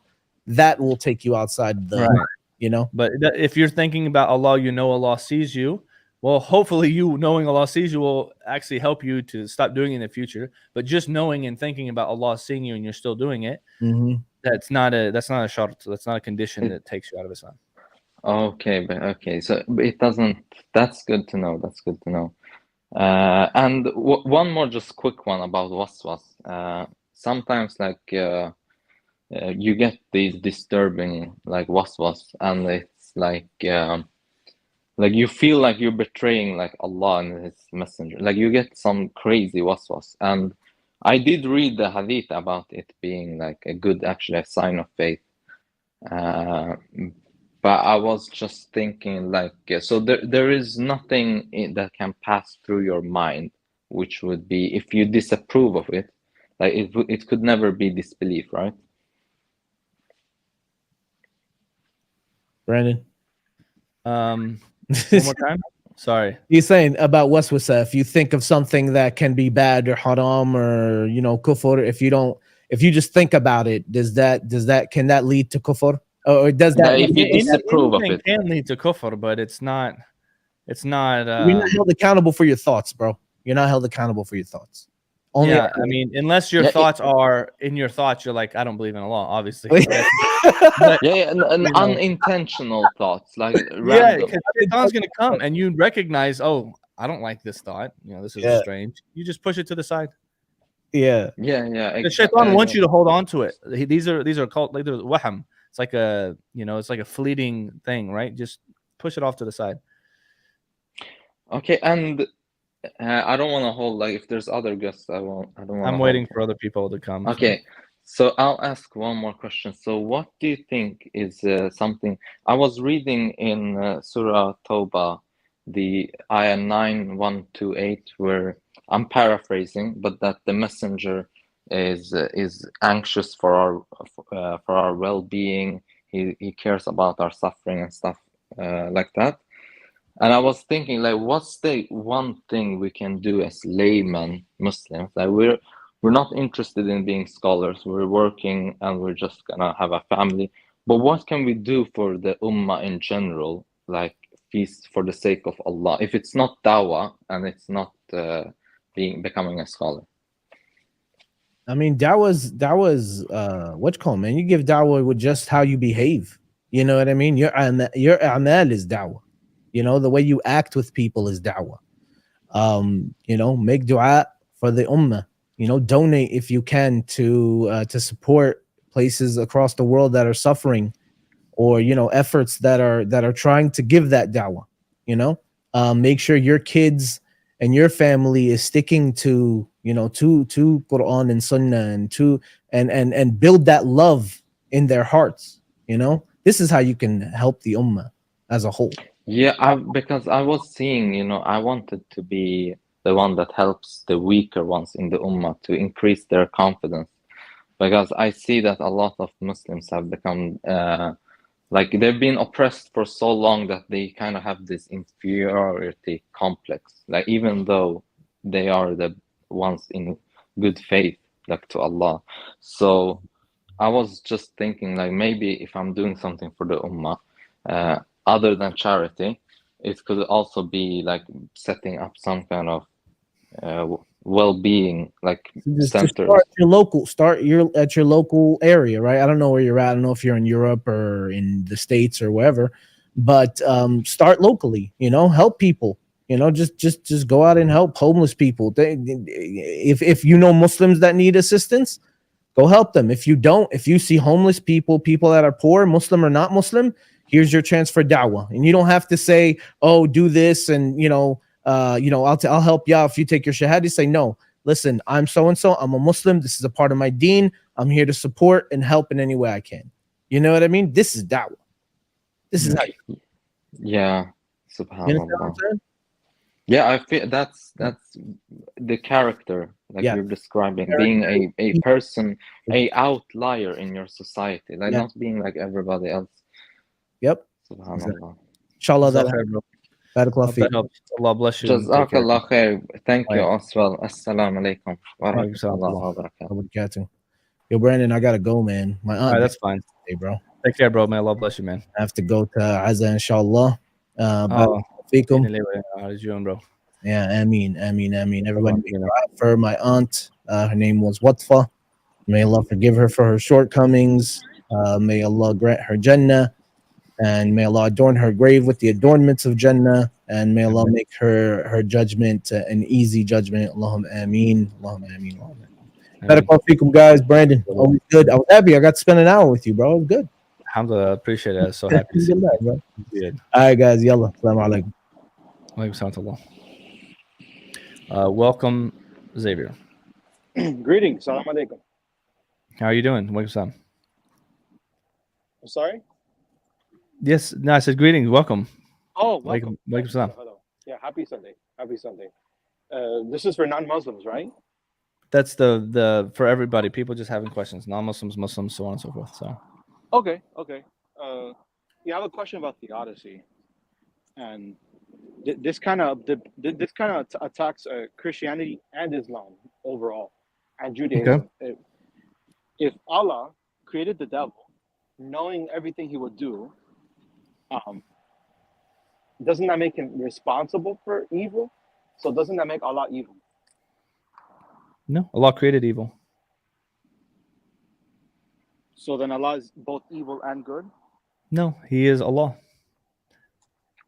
And everything He does is for a wisdom. All evil that is here, it's here for a wisdom and for a test. To see who is good and who is evil. For us to see it. Just because He knows about it doesn't make Him evil. He created it though, right? Yeah. So isn't He... if I have a pit bull and I know he's going to go out and kill a bunch of children and I let him on the loose, does that analogy properly describe what's happening in Islamic theology? Well, it means that ultimately Allah permits what He permits and He restricts what He restricts. At the end of the day, everything that happens is ultimately there. And for humans, right, we're responsible for what we do and we will be held to account. And as far as like natural disasters, things like this that Allah obviously knows about that kills people, it happens, yeah. And He takes souls as He wills, and brings them back to him as he wills, because everything belongs to him. And good and evil is subjective as well to our perspective, right? And so something we might see as evil, we might actually end up finding out that it was something that was good and had an overall larger good that came about from it. Okay. Wow. Yeah. Like, I mean, even, yeah, you can like look at the life of the Prophet Muhammad, peace be upon him. He was, he went through incredible, terrible situations. There was times where he, was hit with rocks, bleeding all around his, his whole body. And there's tons of stuff that he went through. He lost every single one of his children before him. They all died. All of his boys died before the age of 2. He buried every single one of his daughters except for Fatima. And he buried like so many of his companions. He saw so much pain and suffering, but yet the wisdom behind all of this was for Allah to make all of these people, the greatest people that have ever walked the face of this earth. So what we see these things, it's called fitna. The word fitna actually comes from refining gold, right? And gold, when it comes out from the earth, it is mixed with, dirt and iron ore and other kind of stuff around it. And a goldsmith, or a person who is a founder, and in their foundries, they take this and then they heat it up really high, and then they, take it and then they extract the gold ore from the other stuff, right? And so that extreme heat, that extreme pressure, and all of this stuff, the Arabic word for it is called fitna, and that's what we call trials and tribulations. That's fitna, because fitna actually takes the gold and it shows everything around it what this gold is, right? And so these tests are meant to make people better and to extract the gold from that which is not. So it's a test. Yes, in essence, everything. I have created the life and death. I've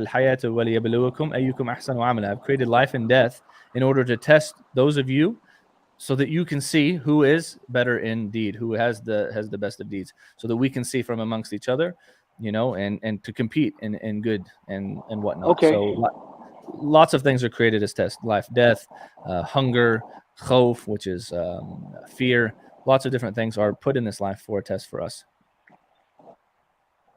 Not to be manipulative, this is the thing that kind of shattered my faith. I understand. The Christian example is also, the Christian response is very similar to what you're describing. So may I give you a couple of examples, if you don't mind? The ones that got me, at least. And I want to see how this is a test from Allah.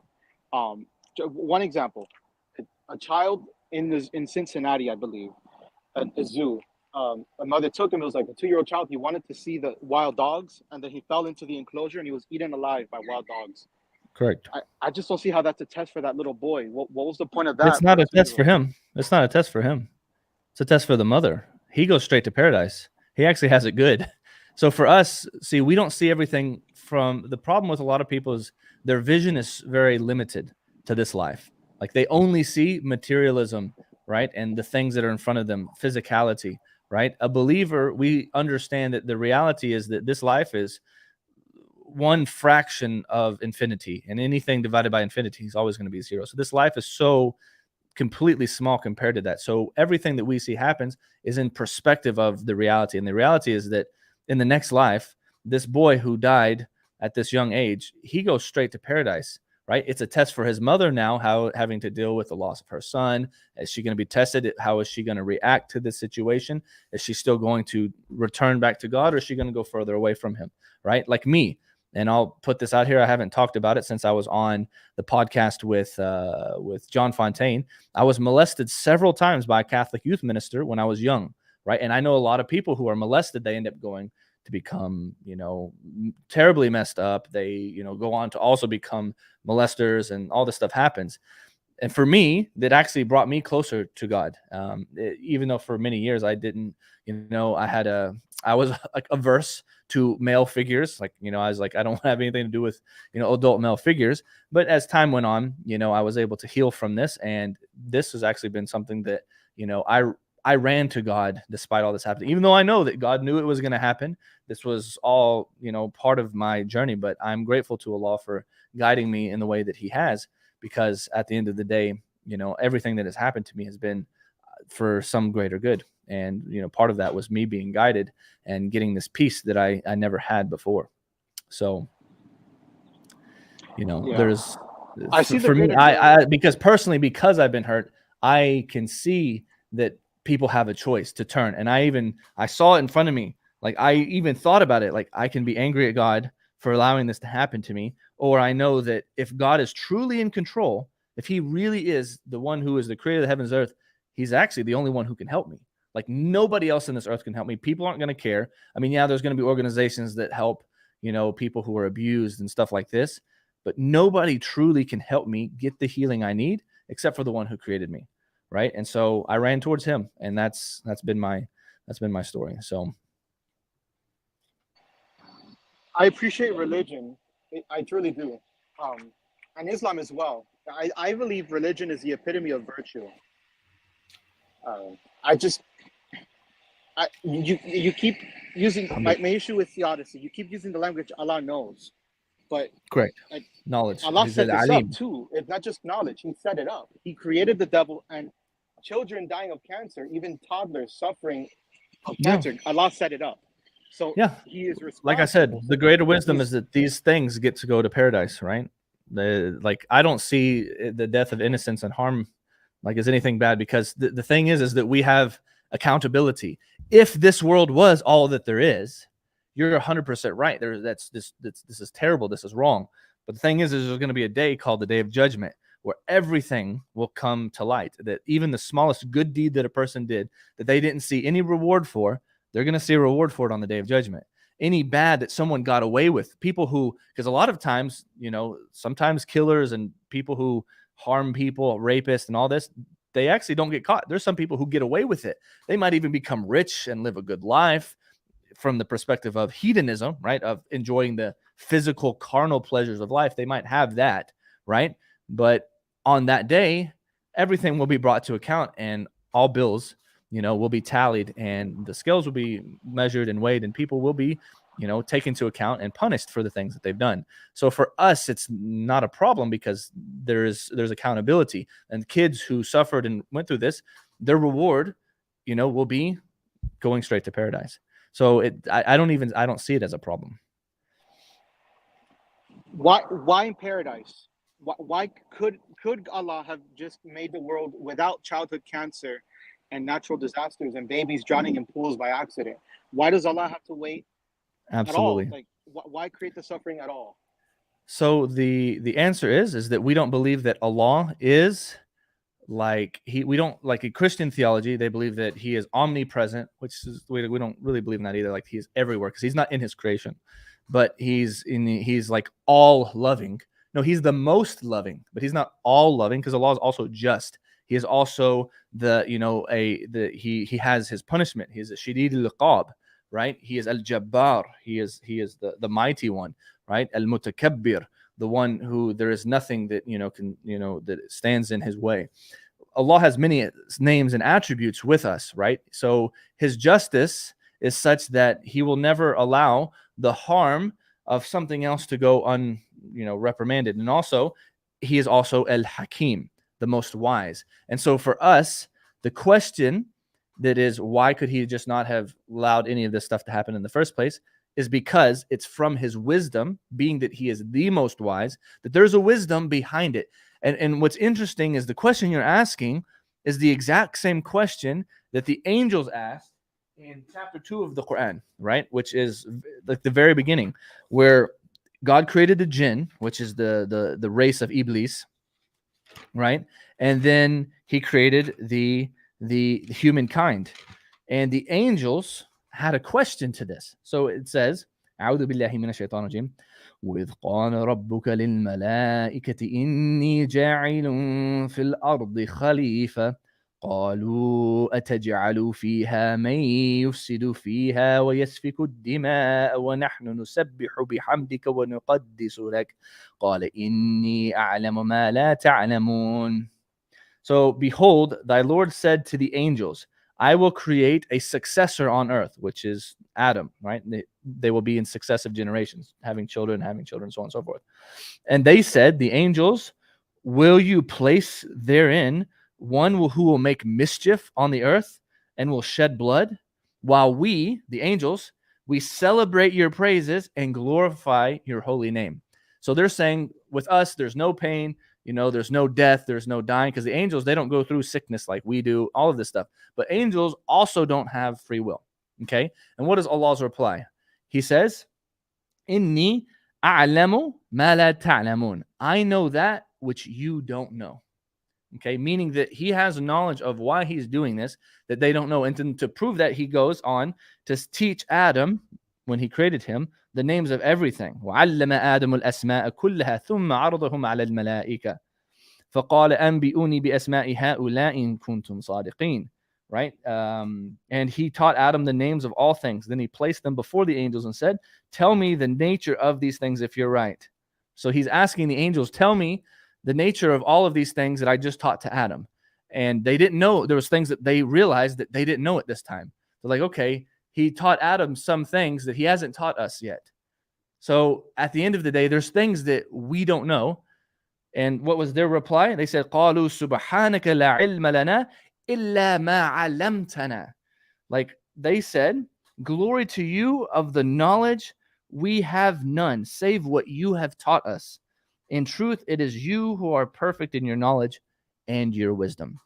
So for us, there's things that we're not going to have knowledge of. Like as a child, I recognize, like the logical proof for me is this. As a child, I didn't understand why my parents, like even if they had explained it to me, I could not grasp why I could not have ice cream morning, lunch, dinner time. I didn't understand why. It's like, you're taking away my pleasure, mom and dad.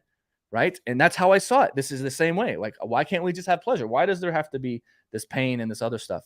And my parents, they knew that if I was to eat this morning, lunch, and dinner, then it would harm me. Okay. Could Allah have created a world where ice cream doesn't harm you? Yes. But at the end of the day, the lesson here still is that there's something that Allah knows about why he has created us and why he has tested us that is for our benefit, because everything is for our benefit, right? That we don't know yet. And that's something that we will find out. Right? And we find out little bits and pieces about it as we go through life. And there's those people who submit to Allah and they give their will to him. These things start opening up. But at the end of the day, Allah is Al-Hakim. He is the most wise. And so wisdom means that you understand something that might not be apparent at first, right? And putting things in their proper places. So, Allah Ta'ala alam. So we don't have the answer. It's a mystery, and Allah knows, and we'll know when we get to heaven. That there's a wisdom. That there's a special wisdom. The answer is that Allah is the most wise, and that we don't know something at first. Like something bad might happen to me, and I might think, gosh, this is terrible. A month later, I'll realize that this actually saved me from a greater harm. And that's as clear as I can make it. And at the end of the day, and I like to tell people who are in the same position as you, at the end of the day, your example is like the example of a man who's in a car and his brakes have gone out and he's about to go over the Grand Canyon. Okay. And you can sit there in the car asking, why am I in a car? Why is the car yellow? Why isn't it red? Instead of recognizing that your brakes are out, and if you stay in the car, you're going to go over the side of the canyon. Instead of doing that, you sit in the car asking all these questions that aren't practically going to help you in any way. The smart thing to do is just get out of the car, save yourself, and then you can worry about all those questions later. Right? When you can ask someone who knows, go to the mechanic, on the day of judgment, we'll go to Allah, ask him these questions. Why was this? Why was that? Right? But at the end of the day, these questions don't disprove the fact that Allah is mawjood, right? The fact of evil existing does not necessitate the non-existence of Allah. Okay, so if we can prove, and if they're proving of God is real, if Allah actually exists, then the question isn't, now whether he exists. It's about proving that he is worthy of worship. Okay. And then we can go on from there and there and there. So. Yeah, that would be a different conversation. I don't know if you have time for that. No, I mean, I've got about 20 minutes left because I want to go to bed pretty early tonight. It's kind of late where I am. So. Oh yeah. I'm in Florida, so it's still a little early here. Okay. Yeah. It's about to be 11 p.m. here. So. Oh, wow. Thought you were in Texas. I'm from Texas. Yeah. I'll be here pretty soon. I travel here and there. So. Yeah. Okay. So logical argument. You mind if I give it? Go for it. Allah is perfect, but then He creates an imperfect world.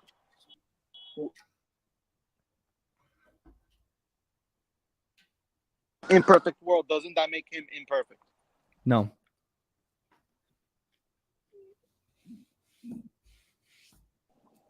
Because the argument itself is flawed. So Allah actually didn't create an imperfect world. So what is happening here is that the words perfect, this is equivocal fallacy, a fallacy of equivocation. Allah perfectly created everything as He willed it to be created. And nothing is created other than as He willed it. End of story.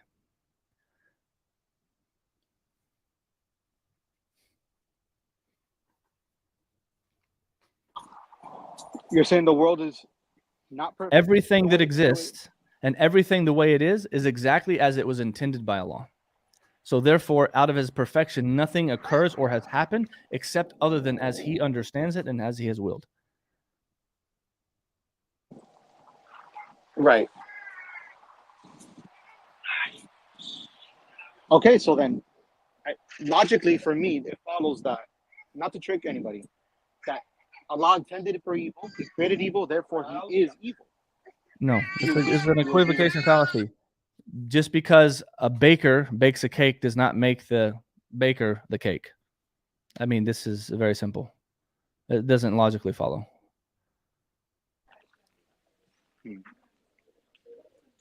Okay. No, I would just say to that, if the baker bakes a cake that makes everybody sick, I would say he's not a good baker.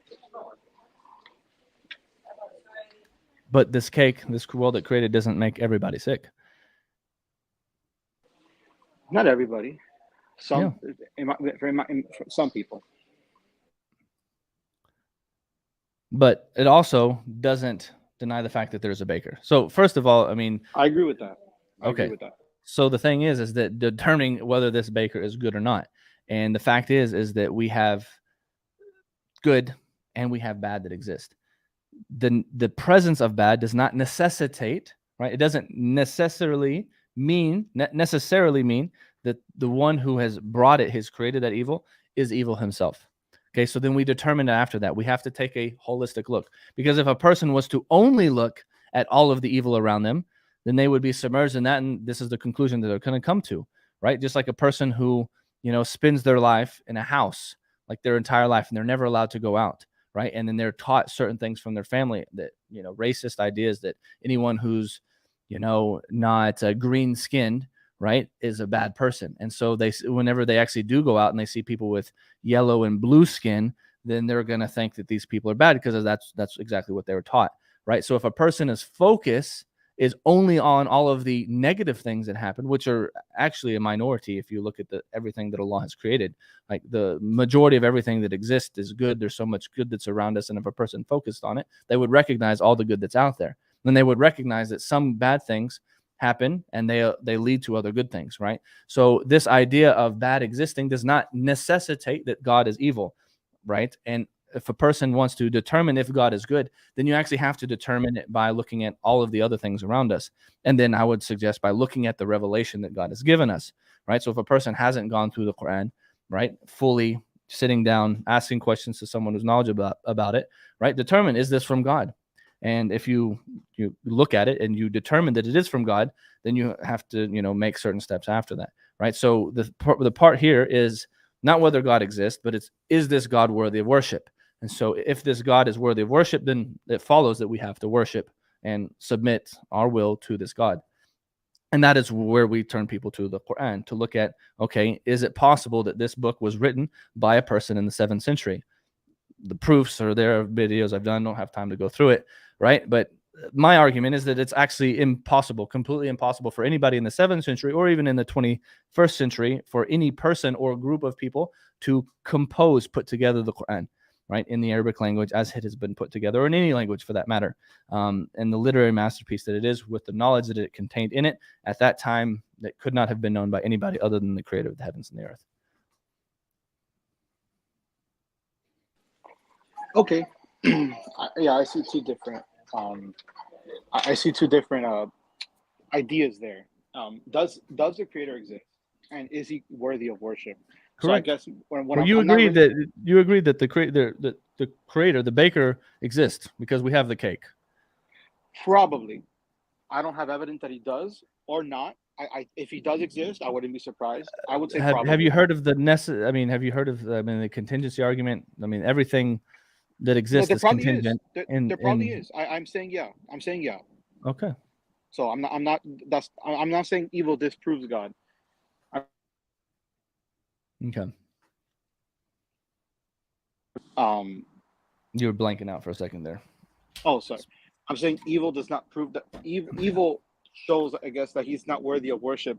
That's what I'm saying, where you're coming from, and that's why I'm saying that. Okay, that's if you look at evil only, right? And what I've said is that we don't believe either that the existence of evil does not also necessitate that the one who evil came from is also evil, because there, for example, I'll use the example of medicine. Like medicine is poison, right? If it's taken in too high a dose, too small of a dose, right? So this baker could be using that poison that you say that makes people sick to actually cure something else that's going on with them, right? So that's why it can't just be put in such a simple analogy. It has to be looked at from a complete perspective, wholesome perspective, and that's to look at the entirety of what we have in this universe, in the world around us, in our own selves, as Allah tells us in the Quran. Like, will they not even inflect upon their own selves?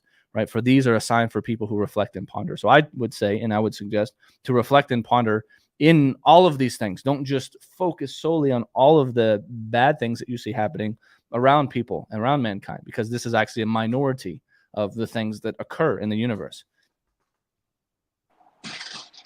I agree that it would be a minority in the universe if for sure we knew that there was a heaven and a hell. So ultimately, he will make everything right. If that is true, then I would agree. Yeah, it changes our perspective a lot. So the point is, okay, if we can prove that the Quran is from Allah, is from God, and the Quran tells us that there is a day of judgment, there is a heaven and a hell, then that would be proven, therefore, like logical following. So that's what I tell everybody. Go read the Quran, right? Look into it, research it, find out if this is something that you believe is truly from God. And then if you decide not to, then that's your choice after that. But if it follows that this is from God and that there's no way that this could have been from anyone other than the creator of the heavens and the earth, then it follows that, okay, these things are real. I do have to follow this, and all of this stuff makes sense. Yeah. Yeah, if there's a divine being, if you can prove that there is a supernatural, then there's a possibly higher reason that we just can't understand. Yeah. Well, the supernatural is something you said you agreed on that, okay? Like the necessary existence has to exist, right? Sure. There is no explanation for anything that is contingent that exists, except for a necessary existence had to have created, because there's everything that exists, the universe and all this would fall into infinite regress if there was not a necessary existence. So there is a necessary existence. What is that? Then that's the next step. Okay, is that God? We go into the consciousness, all this stuff. So, yeah.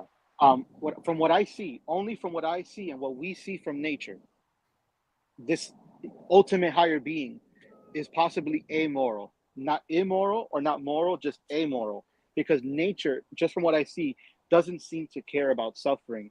We care about suffering, but Mother Nature doesn't care about suffering. The universe doesn't care about suffering. So whatever created the universe, it just, even if it's supernatural, it just seems amoral. And you guys said that you believe heaven is up on the sky. So, but if you go up, there is no heaven. There's just without space. a direct. That's what I would see. Like, yeah, where's heaven? Look, I don't even say up. I say beyond, right? Because if you're on another part of the globe, up is not up from here. It's up the other direction. So it's beyond. It's past everything. So, and how we leave the how to Allah. It's irrelevant to me how it is where it is. Yeah. Okay.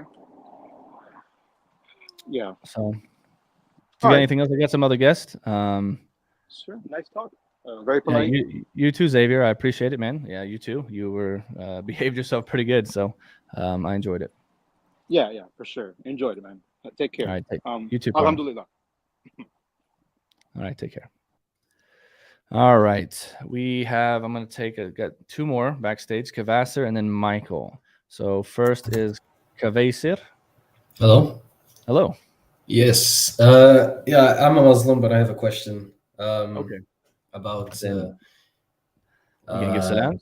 Alaikum salam. Yeah, it's just because when I try to discuss with atheists about whether or not a God exists outside of outside the fold of Islam, from a perspective of just looking at the universe and coming to the conclusion that a God has to exist, right? Mm-hmm. What if and then then obviously God is the if our universe existed alone, and with the gravitational constant that it has, that with all the laws that it has, physical laws, and then obviously a God has to exist. It's statistically inconceivable that we exist like this and a God doesn't exist, right? Mm-hmm. But what if then there's the possibility that there are infinite universes, or the multiverse theory? I assume you've heard of this, right? Mm-hmm. Yeah. So we actually believe, like, you could almost parse it that we believe in that, the Samawat, the seven heavens.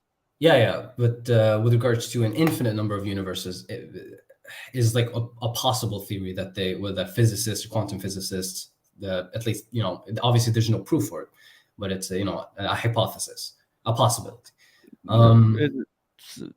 An infinite number of creations is not possible, even theoretically speaking. Theoretically, why? Yeah, because they're contingent things. There cannot be an infinite number of contingent things. But what? Why?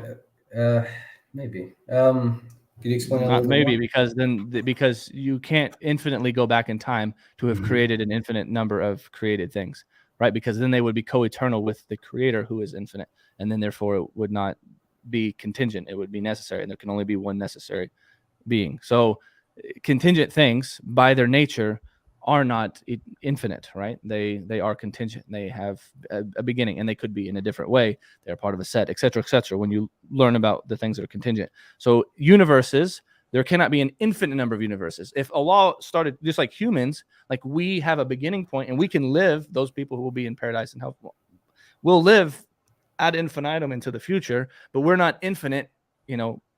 Reversely, right? Yeah. So only Allah is infinite in the reverse. So everything in the future, so the universes, they can continue to be created, but they're not infinite on both sides of the spectrum. Yeah, but the problem I have is isolating God as obviously the necessary existence. It's very easy to prove a necessary existence. That is easy.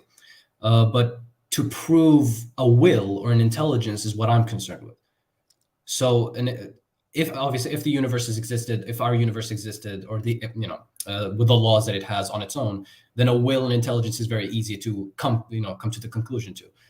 But if there is the necessary existence, like some kind of element of existence that spontaneously generates, universes, or can consciousness come from unconsciousness?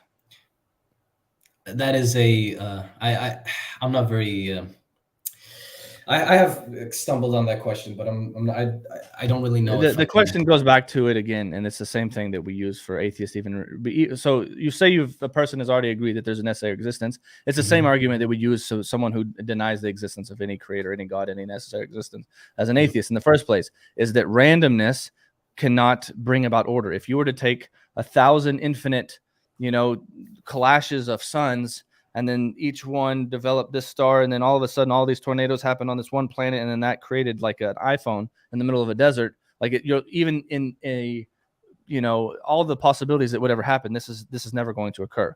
Like out of all of this randomness, order is not going to come and then come out from that.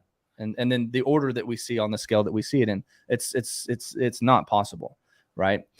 So a person, we would actually take this argument from a rationalist standpoint, okay? And the Quran actually provides this argument when Allah asks the question, or were they created by nothing, or were they the creators of themselves, or did they create the heavens and the earth? Rather, they are not certain, right? And this is one of the arguments that we use to atheists and whatnot. So like this question of the creator, the necessary existence, all this. It comes down to certainty and uncertainty. Some people who are arguing for the other side, they're arguing on a position of uncertainty, right? And we're arguing on a position of certainty. So, at the end of the day, the idea here is to break things down into possibilities. Okay. And this is how we arrive at certainty. So there's, and I wouldn't even say they're possibilities. They're like linguistic possibilities, because something could be used in language, but it's not actually possible. So let's break this verse down. So 1, created by nothing, or Allah is asking, or were they created by nothing? They just came about. 2, self-created. Were they the creators of themselves? Logically, does this even make sense, right? Can someone give birth to themselves? Can something not exist but then create itself from non-existence? It's kind of like the first one, but it's even a little bit more absurd. Created by something created, or did they create the heavens and the earth? Which it implies that the created thing being ultimately created by something else that was also created. This goes back to infinite rigors. And then created by something uncreated, which is the fourth option. Rather, they are not certain, implying that their denial of God is baseless, and therefore the statement implies that there is an uncreated creator. So this is where we arrive from the Quranic argument, that all of the other possibilities of anything existing are baseless, and it has to arrive that there is a creator, and a creator, by its definition, is something that creates with knowledge and with will, with purpose, right? And Allah even asked this question, do you think that Allah, created things, without a due purpose? So, which is in Surah 30, verse number 8. Have they not thought about their own selves? God did not create the heavens and the earth and everything in between without a serious purpose and an appointed time. Yet many people deny that they will meet their Lord.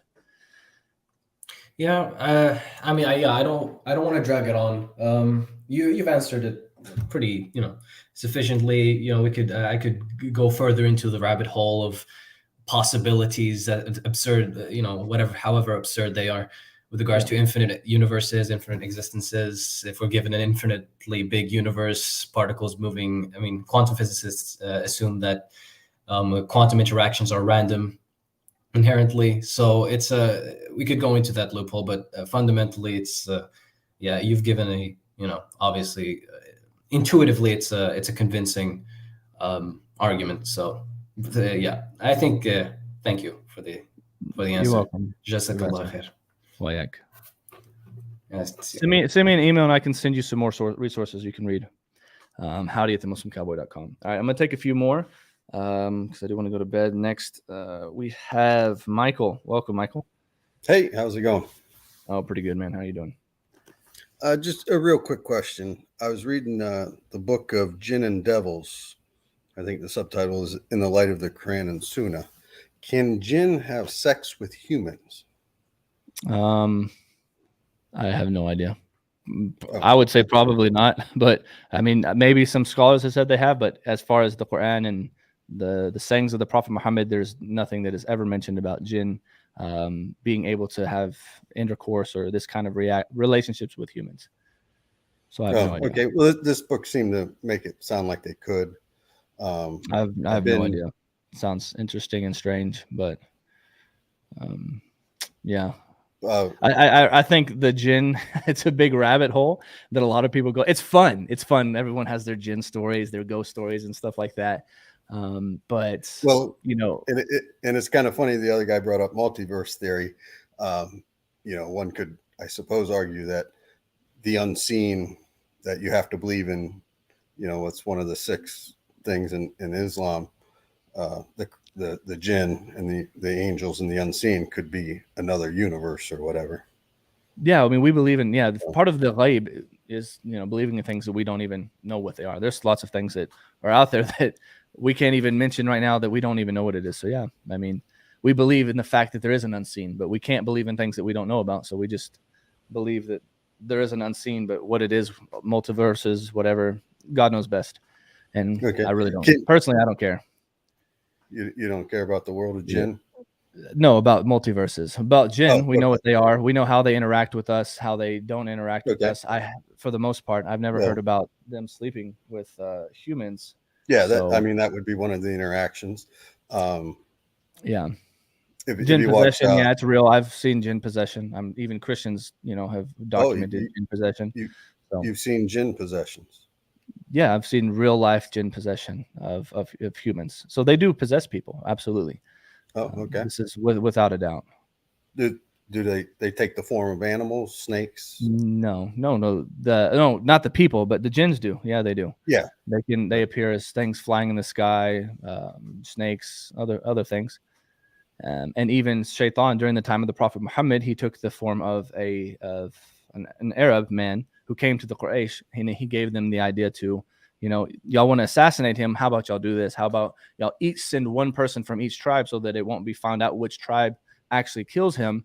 This way you can kill him and, also not have the force of his allies coming against you. So Iblis even took the form of a human at one point. Are they able to do this all the time? No, they don't have that power all the time. Sometimes with whatever power or work or whatever they do to do it, sometimes they're able to, but it's not common. It's not always. Okay. And there's humans who have jinn under their control? They try to, but the thing with the jinn is that they kind of make people think that they're under their control, but at the end of the day, it's kind of it's like a slippery, I don't even know what you'd call it, like a greasy salesman. He makes you think he's on your side, and then he does a U-turn, and he gets you at the end. Like they'll make a sorcerer think that they're working for them, but they're not bound by any contracts, or they're not able to not get out of this thing. And the Prophet Muhammad told us that a jinn, he'll tell you 99 lies and he'll tell you one truth. And so you'll hear this one truth, or you go to a fortune teller, and the point is that they say some things that are true, and then they'll say some things that are lies. And so because they have enough of those truths that people hear, then they listen to these fortune tellers, these sorcerers, and then the sorcerers also believe it because they're, feel like they're powerful. But the overall reality is that they, are weak, they're liars, and it's right. We should stay away. He's the puppet master. Right. Okay, that's very interesting. So, you wouldn't have any idea where Gog and Magog are, right? No idea. And I'm not worried about it. I know there's some people, some Muslim eschatologists who talk about this, but I have no desire whatsoever to worry about where they are, because look, everything that has to do with the Day of Judgment, they have signs for it, right? All of these signs have been told us to us by the Prophet Muhammad. There's hundreds of minor signs. There's 10 major signs. None of the major signs have happened yet, one of which is the emergence, Khuruj al-Ma'juj wa Ma'juj, the emergence of Gog and Magog. But almost all of the minor signs have happened. At the end of the day, I don't worry about the Day of Judgment. I don't worry about these other signs, because the Prophet, peace be upon him, said that a person's Day of Judgment begins when they die. So I'm worried about what I'm doing in my life before I die, because am I right with God? Did I do right by my neighbor, by other people around me? Did I do the best that I could do? If I can take care of all this, I'm not worried about all this other stuff. If Gog and Magog come out while I'm alive, I'll deal with it then. But right now, to me, it's something that practically, it's not something that's of import or something that I should worry myself with. So, well, you mentioned the minor signs, right? Isn't one popularity of female singers? Yeah, possibly. There's a hadith that mentions that the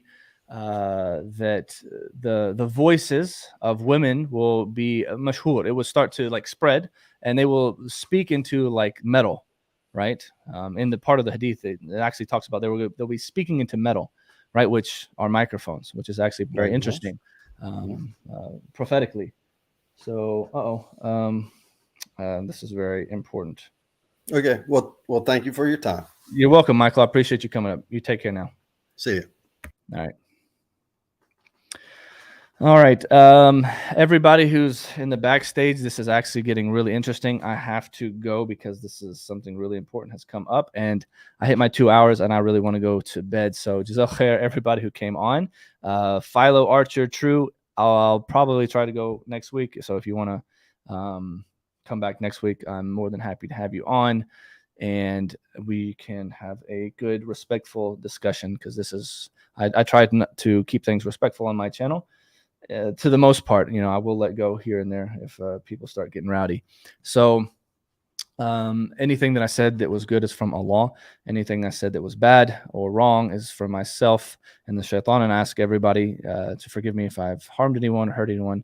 I appreciate everyone who's here, all of you guys who are following and watching. Jazakallah khair for everything, guys. I really appreciate it. Stay tuned for my reply to the PBD podcast that was done with Daniel, Jake, and the two weasels. Getting it edited right now. Inshallah, it should be released tomorrow, so stay tuned for that. And guys, as always, make sure to lasso that like, sell up, and the subscribe. And remember, cowboys can be Muslims too. Salam, y'all.